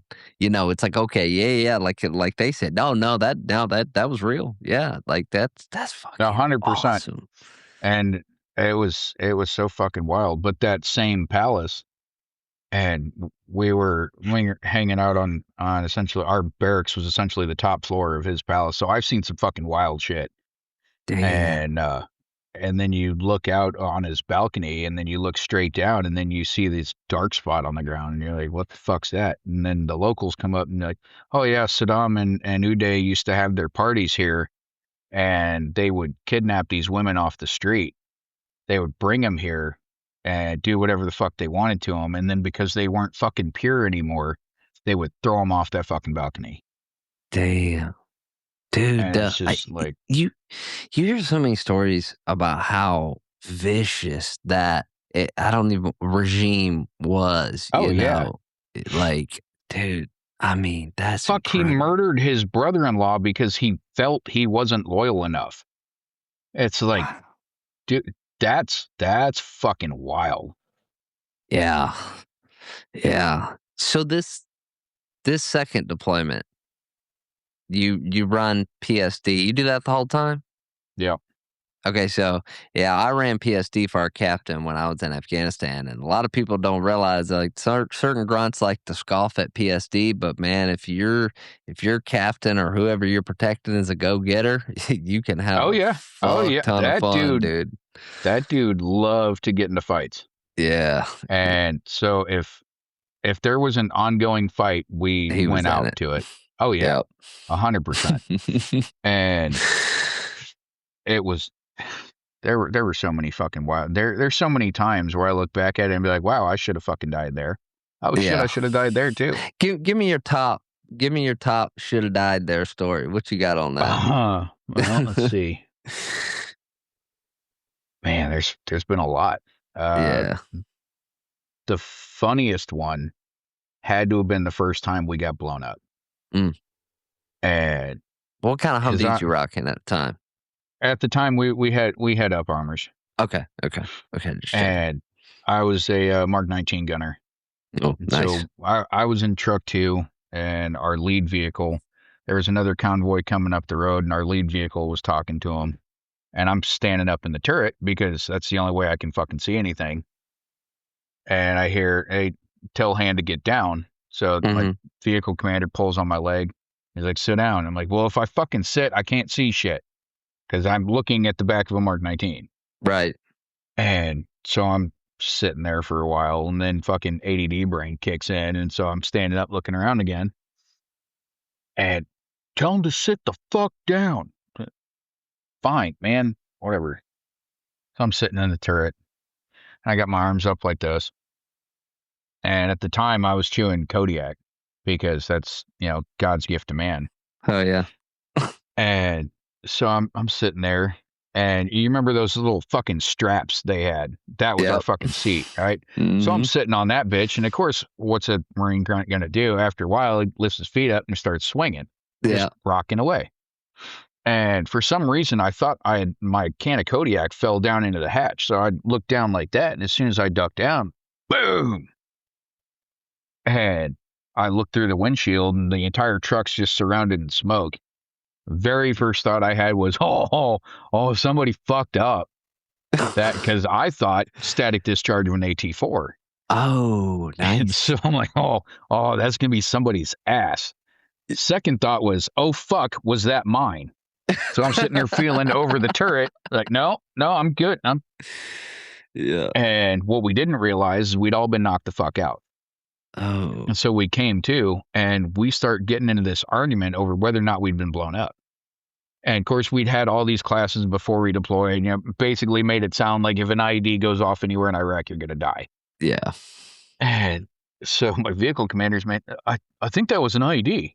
Like, no way, dude. Like, if that was a bomb, we'd all be fucking dead. Like, we're arguing in the fucking Humvee. Yeah. And this is while we're all still coming too. And then all of a sudden we finally can hear the radio and it just fucking explodes. Truck two's down, truck two's down. Anybody got a status for it? Like everybody's fucking talking over each other. Right. And my vehicle commander, dude named Alan, we still talk to this day. Like the whole platoon still keeps in touch. But he keeps trying to key up. And it's just, what the fuck? Yeah. Like he can't get a fucking word in. And so he goes, tell these motherfuckers to shut up. And I'm like, all right. So I stand up in the turret, and conveniently enough, there's this fucking chunk of metal sitting there. I was like, wow, that's convenient.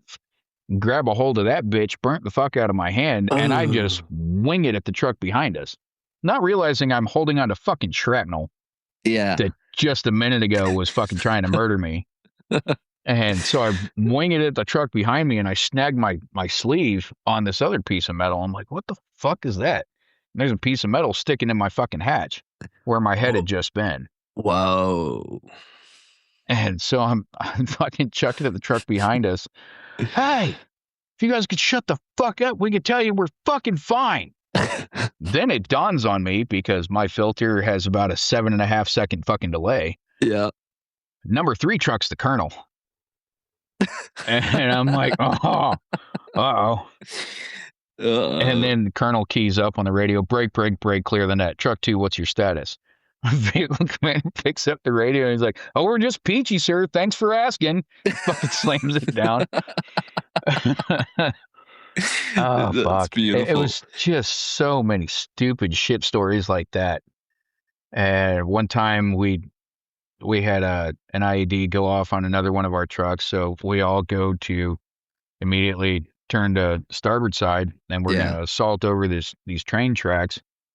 And there was this it's like a farmhouse or some shit, and we get high centered right across the train tracks. Everybody else just goes flying over them, and I'm sitting there kicking my driver, get us the fuck out of here. He's like, fuck you, I'm trying. Hardcore Mexican dude, just as fucking Mexican as they come. And he was like, fuck you, I'm fucking trying. This piece of shit ain't moving. And I'm like, dude, just fucking.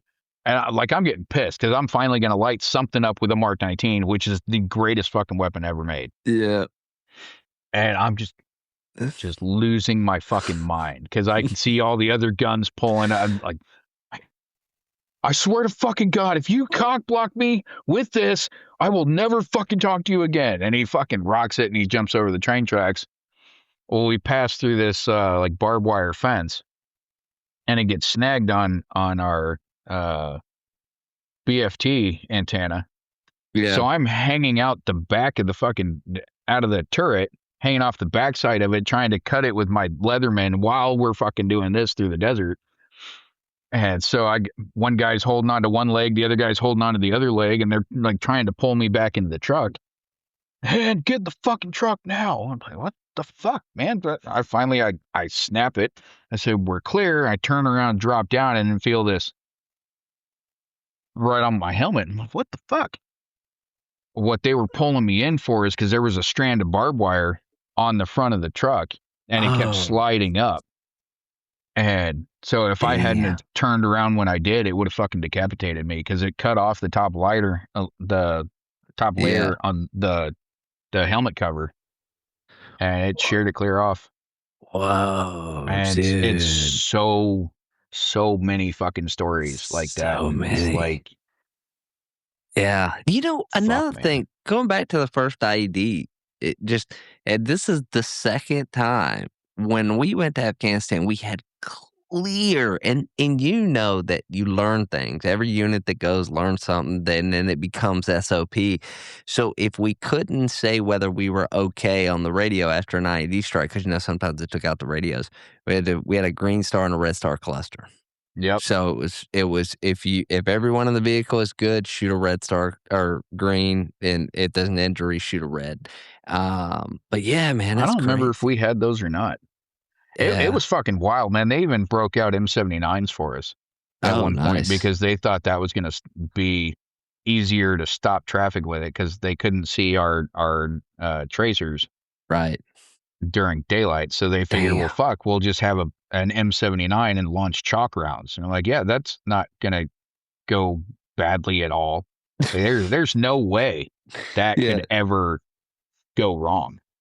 Oh my God. And I remember we had at the time the SOP for the locals was if you saw an American convoy, you pulled off to the side. Any coalition convoy, you pulled off to the side of the road, turned your four ways on, and sat there like this, so everybody could see because we were having a lot of VBIT attacks. Yeah.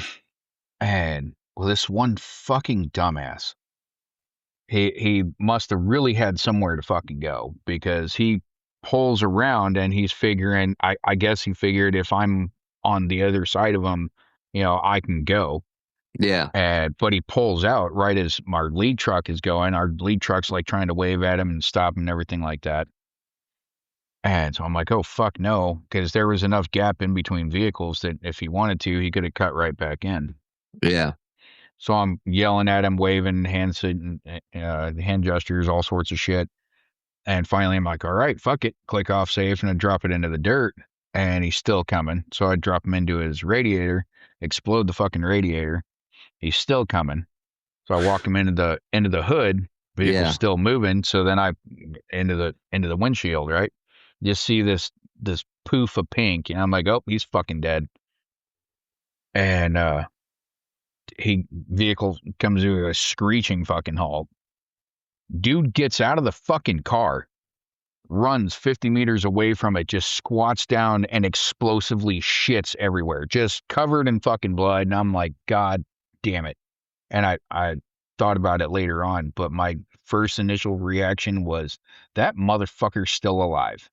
Wow. Great. Now I'm going to get fucking prosecuted. I'm going to Yeah. Leavenworth because, I almost killed this guy. Well, then he squats down and shits everywhere, and that was the funniest fucking thing I'd ever seen up to that point. And I'm like, that's what you get, you stupid motherfucker, just yelling at him Yeah. and all sorts of shit.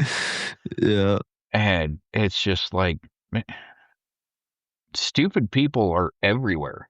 Yeah. Dude, it was a wild time, man. Like, I swear there was clearly an IQ difference in Oh, definitely. populations. That's what I thought until I realized that they were blowing us up with piss bottles. Yeah. Yeah, Yeah. that was a wild day for us to find out. Because Oh, we used to, you would piss in the fucking Humvee and you're out oh, in the fucking desert. There's nothing there. You just chuck your piss bottle out.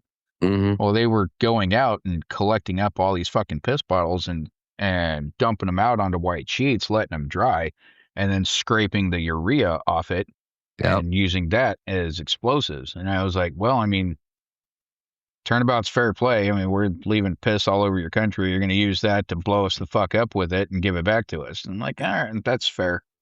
I mean, yeah, they used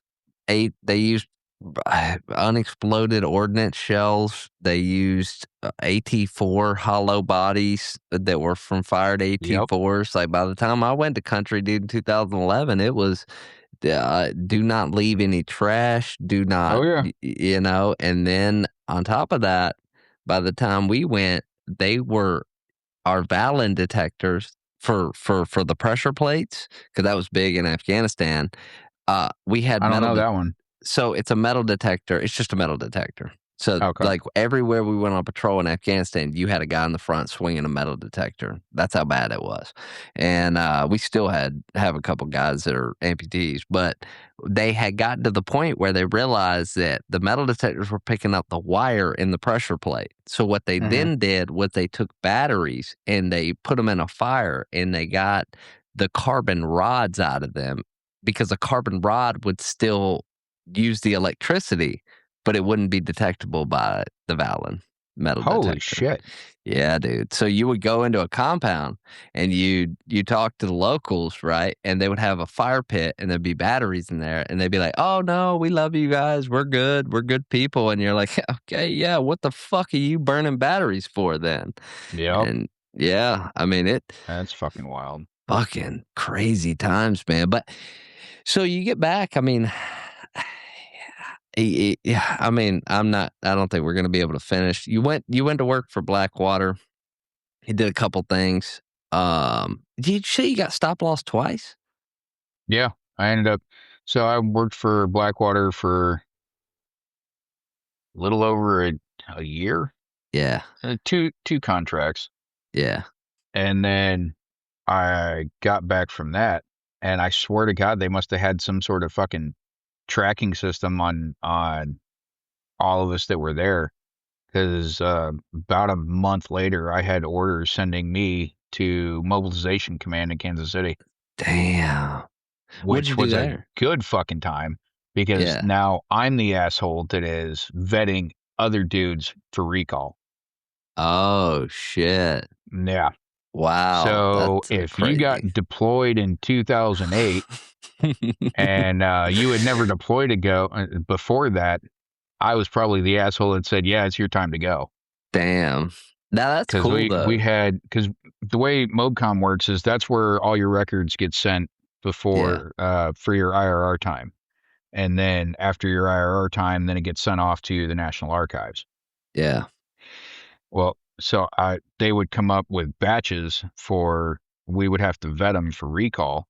Right. And so we'd call them up and a bunch. You'd get a pool of a couple hundred guys, and they would go through physicals and all that shit to see if they were even qualified for recall. It didn't mean they were going to be, but Right. in case.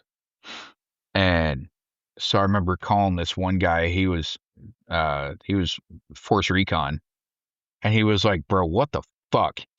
And I'm like, "Hey man, I don't know what to tell you." And he was like, "I just fucking got home." Oh I said, man. "How many times you fucking deployed?" Because this, like I said, this was 2008. And he goes, "Bro, I started in fucking Afghanistan and I just got done in fucking Afghanistan."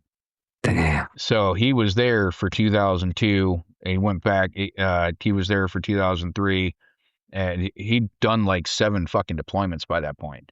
And I was Damn. like, "You know what, brother? Don't worry about it. I got you." And I just marked him as not able to deploy and stuck him right back in the box. So that guy got to stay home. Good for So you. hopefully you still fucking remember me, and you're welcome, homie. So, I mean, I gotta finish this up. So you get back from that. When do you get married again? 2013. Okay, 2013. Okay, so you get back from that, you get back to being a civilian. Eh, What you don't seem like a guy who's locked himself in his room in the dark and dealing with PTSD and all this Mm, shit it from all it this. got bad for a bit. Yeah, so but how did you get over it? I mean, that's kind of a bad word, but you know what I'm No, saying? I get H it. I mean, how'd you move there's no on? real other way to fucking describe it. It's just Yeah. Yeah. it got bad for a bit. At one point, I was fucking homeless, living out of my truck, Damn. and I'd worked so many fucking dead end jobs here and there, just not. I was fucking lost, dude. Yeah. Like even now, I'm still like, man, what the fuck? Yeah. Um, but I came to realize that with all the guys that I lost, I can either keep being pissed off about shit that happened, or I can fucking live a life worthy of their sacrifice. Hell yeah. And my oldest son, he's actually named after my buddy that died in 2003. Mm. And like I look at it as I owe it to them to live the fucking life that they didn't get to. And some days most days I wake up feeling like I've failed them. Yeah. But then there's other days where I just feel like I'm on top of the world fucking crushing it. I'm Yeah. not, but Yeah. Yeah. That's a beautiful, man. That's it. That honestly, like, it took the words out of my mouth. Man, that's exactly what I tell people. Like, you do it for the dudes who didn't have the opportunity. Because if you think that they would have wanted you to live like a victim, then you're fucking wrong. yeah. Because if they were standing here today, they'd say, go fucking drink that beer. Go light that fucking firework Oh on the fuck, 4th there of was there July. was there was a time where I was a straight up fucking alcoholic for about 4 years. Yeah. And now, like, I still drink every once in a while, but like fucking collection of bottles that I've had sitting on top of my safe for 3-4 years now, and Nice. I'll have some every once in a while, but now it's not.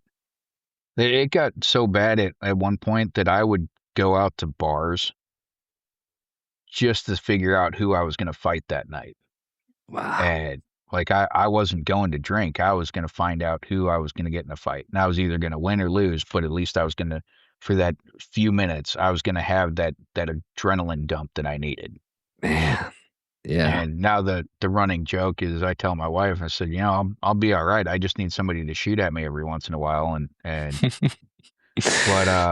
then just recently I found out about this thing called a stellate ganglion block. Because I was that guy. Like I'd walk into a restaurant, I'd have my back to the fucking wall. I had to see Yeah. every fucking exit, Mm-hmm. all of that shit. The hypervigilance, the everything that is the stereotype of PTSD and TBI and all that shit. And so I heard from this random guy that just happened to stop in the store and essentially trauma dumped on me. And he was like, brother, I don't know. I'm sorry, man. I don't know why I told you that. And I was like, because we tend to find each other. Mm-hmm. Like grunts, we do that. And so he told me about this thing called the stellate ganglion block, and I had no idea. It sounded some fucking weirdo shit to me, but I looked into it and I found out about this organization called For the Love of a Veteran. And they actually take care of you. Like they find the doctor that's going to do it and all this stuff. And what it is they take a needle and they stick it into your fucking neck, into the stellate ganglion nerve, Mm-hmm. and they hit it with like lidocaine or something like that. But it's essentially adding a light switch to that nerve cluster. And so when they numb it, it's essentially doing a factory system reset for your brain. So your nervous system isn't stuck in fight or flight all the time. And Interesting. so it's just straight turning it off.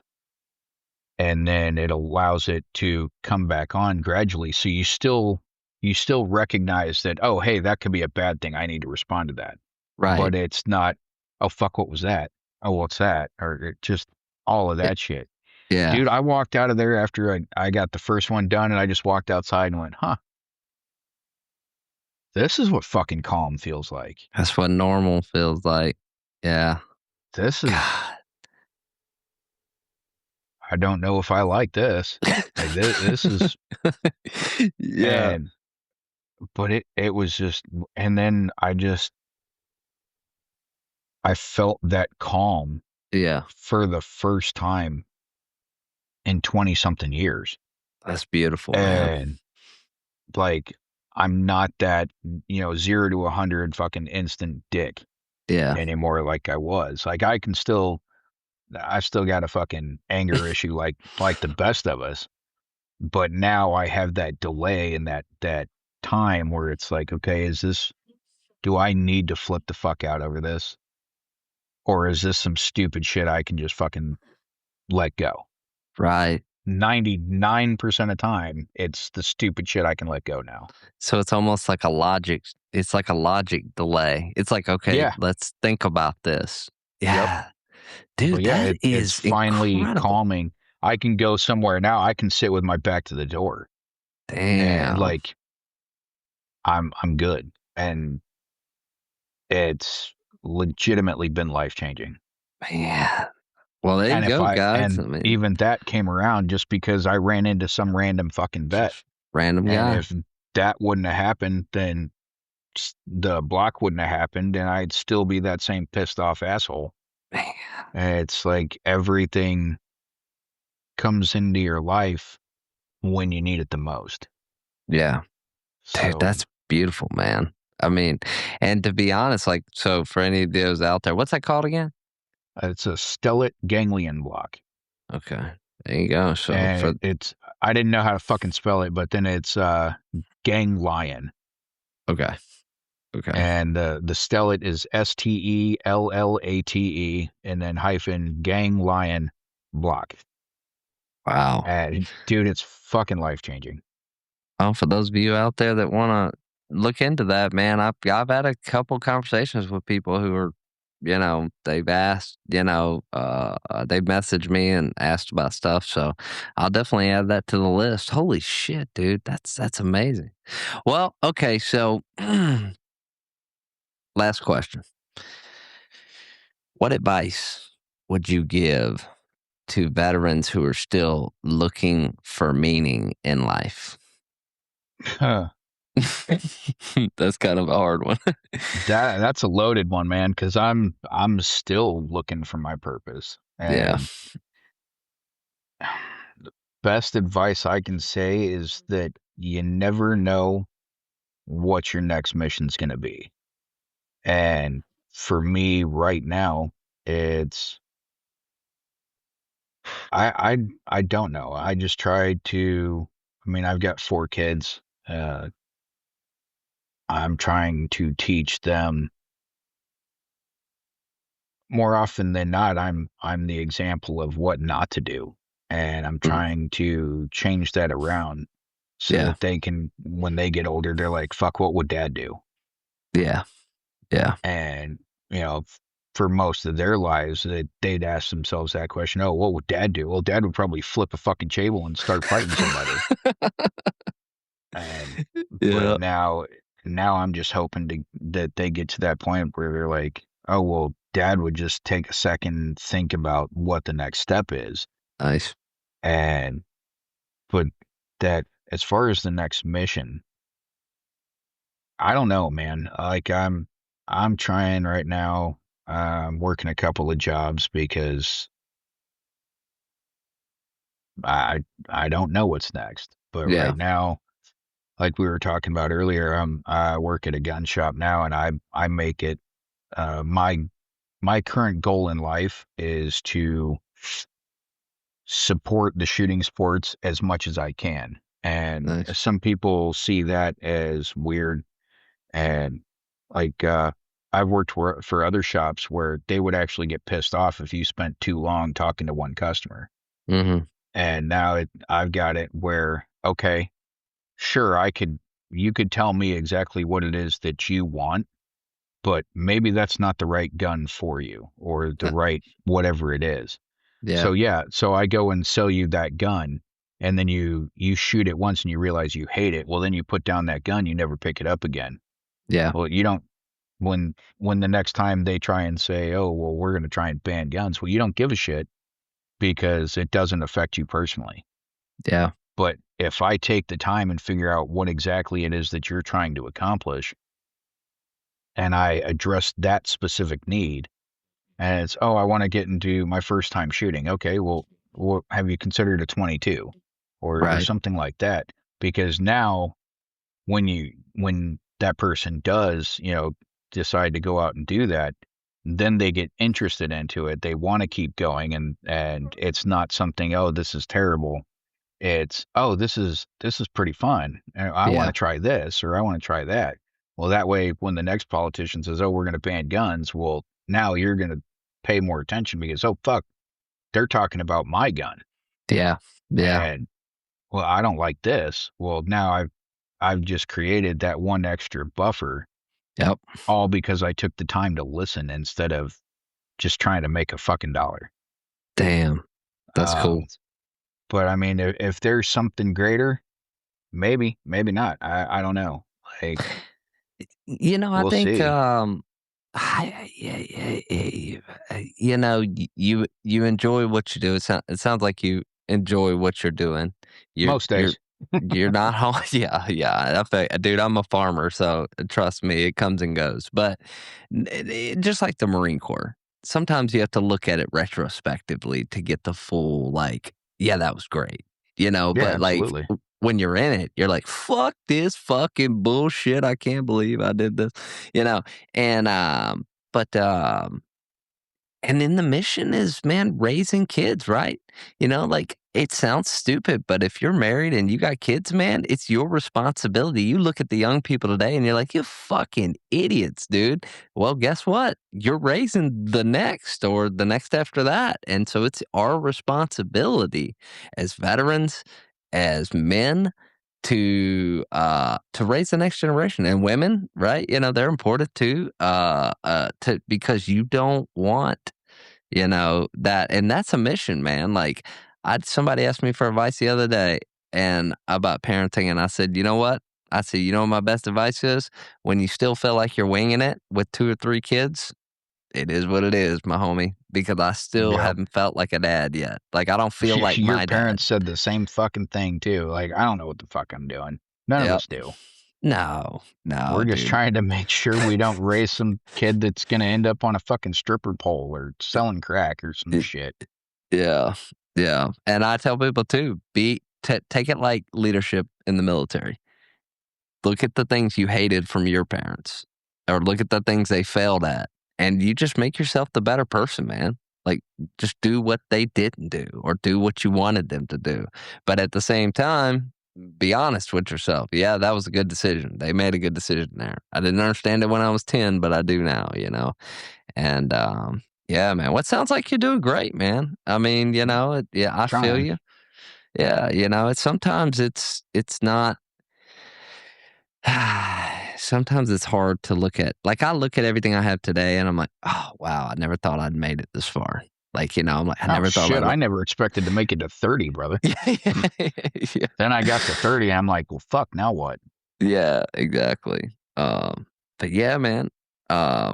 We're gonna have to come back on here and do this again. I felt like I missed a bunch of stuff, but I can't make these things 4 hours long. So, I mean, we probably could. yeah, I mean, we could. Except my wife's texting me and she's pregnant, so she's like, "Are we going to Dairy Queen?" And I'm like, Oh "Yes, shit.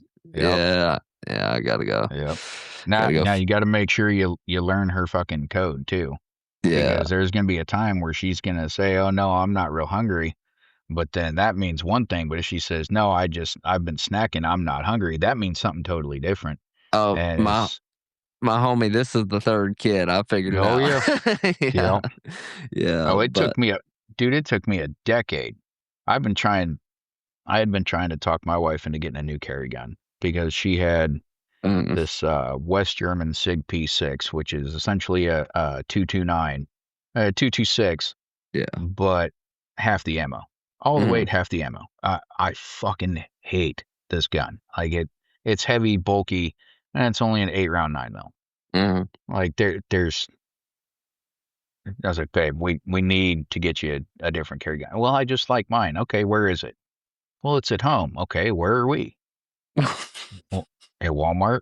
We've come full circle. Listen, your gun's not doing you any good. Right. So I would take her around all these shops and I would show her like 3 or 4 different options.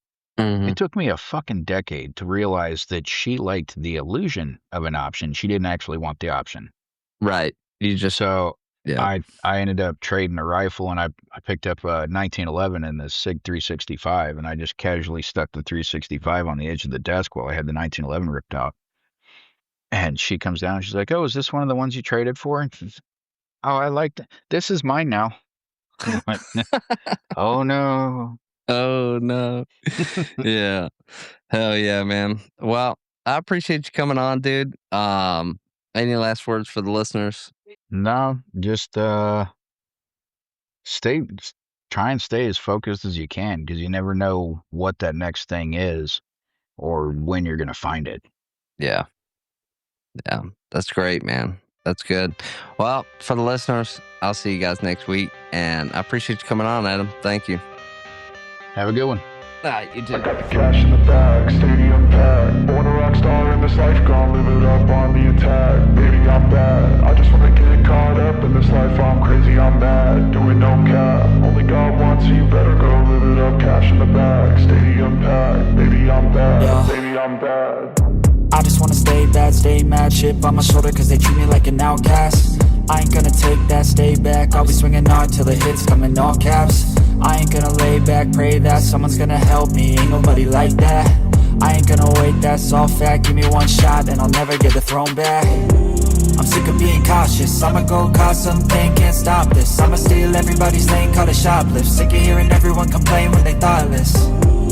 Taste the pain, it's like candy canes. It makes me go change into a better frame, into a better name. Society's insane, we all live for fame, yeah. Cash in the bag, stadium packed. Born a rock star in this life, gon' live it up on the attack. Baby, I'm bad, I just wanna get caught up in this life. I'm crazy, I'm mad, do it no cap. Only God wants you, better go live it up. Cash in the bag, stadium packed. Baby, I'm bad, baby, I'm bad. I got the cash in the bag, stadium packed. Born a rock star in this life, gon' live it up on the attack. Baby, I'm bad, I just wanna get caught up in this life. I'm crazy, I'm mad, do it no cap. Only God wants you, better go live it up. Cash in the bag, stadium packed. Baby, I'm bad, baby, I'm bad. Cash in the bag, stadium packed. Born a rock star in this life, gon' live it up on the attack. Baby, I'm bad, I just wanna get caught up in this life. I'm crazy, I'm mad, do it no cap. Only God wants you, better go live it up. Cash in the bag, stadium packed. Baby, I'm bad, baby, I'm bad. I won't obey. You cannot tell me what I cannot say. I'm here to last, so yeah, I'm here to stay. I'll live each second like my final day. You can't take that away. Got cash in the bag, stadium packed. Born a rock star in this life, gon' live it up on the attack. Baby, I'm bad, I just wanna get caught up in this life. I'm crazy, I'm mad, do it no cap. Only God wants you, better go live it up. Cash in the bag.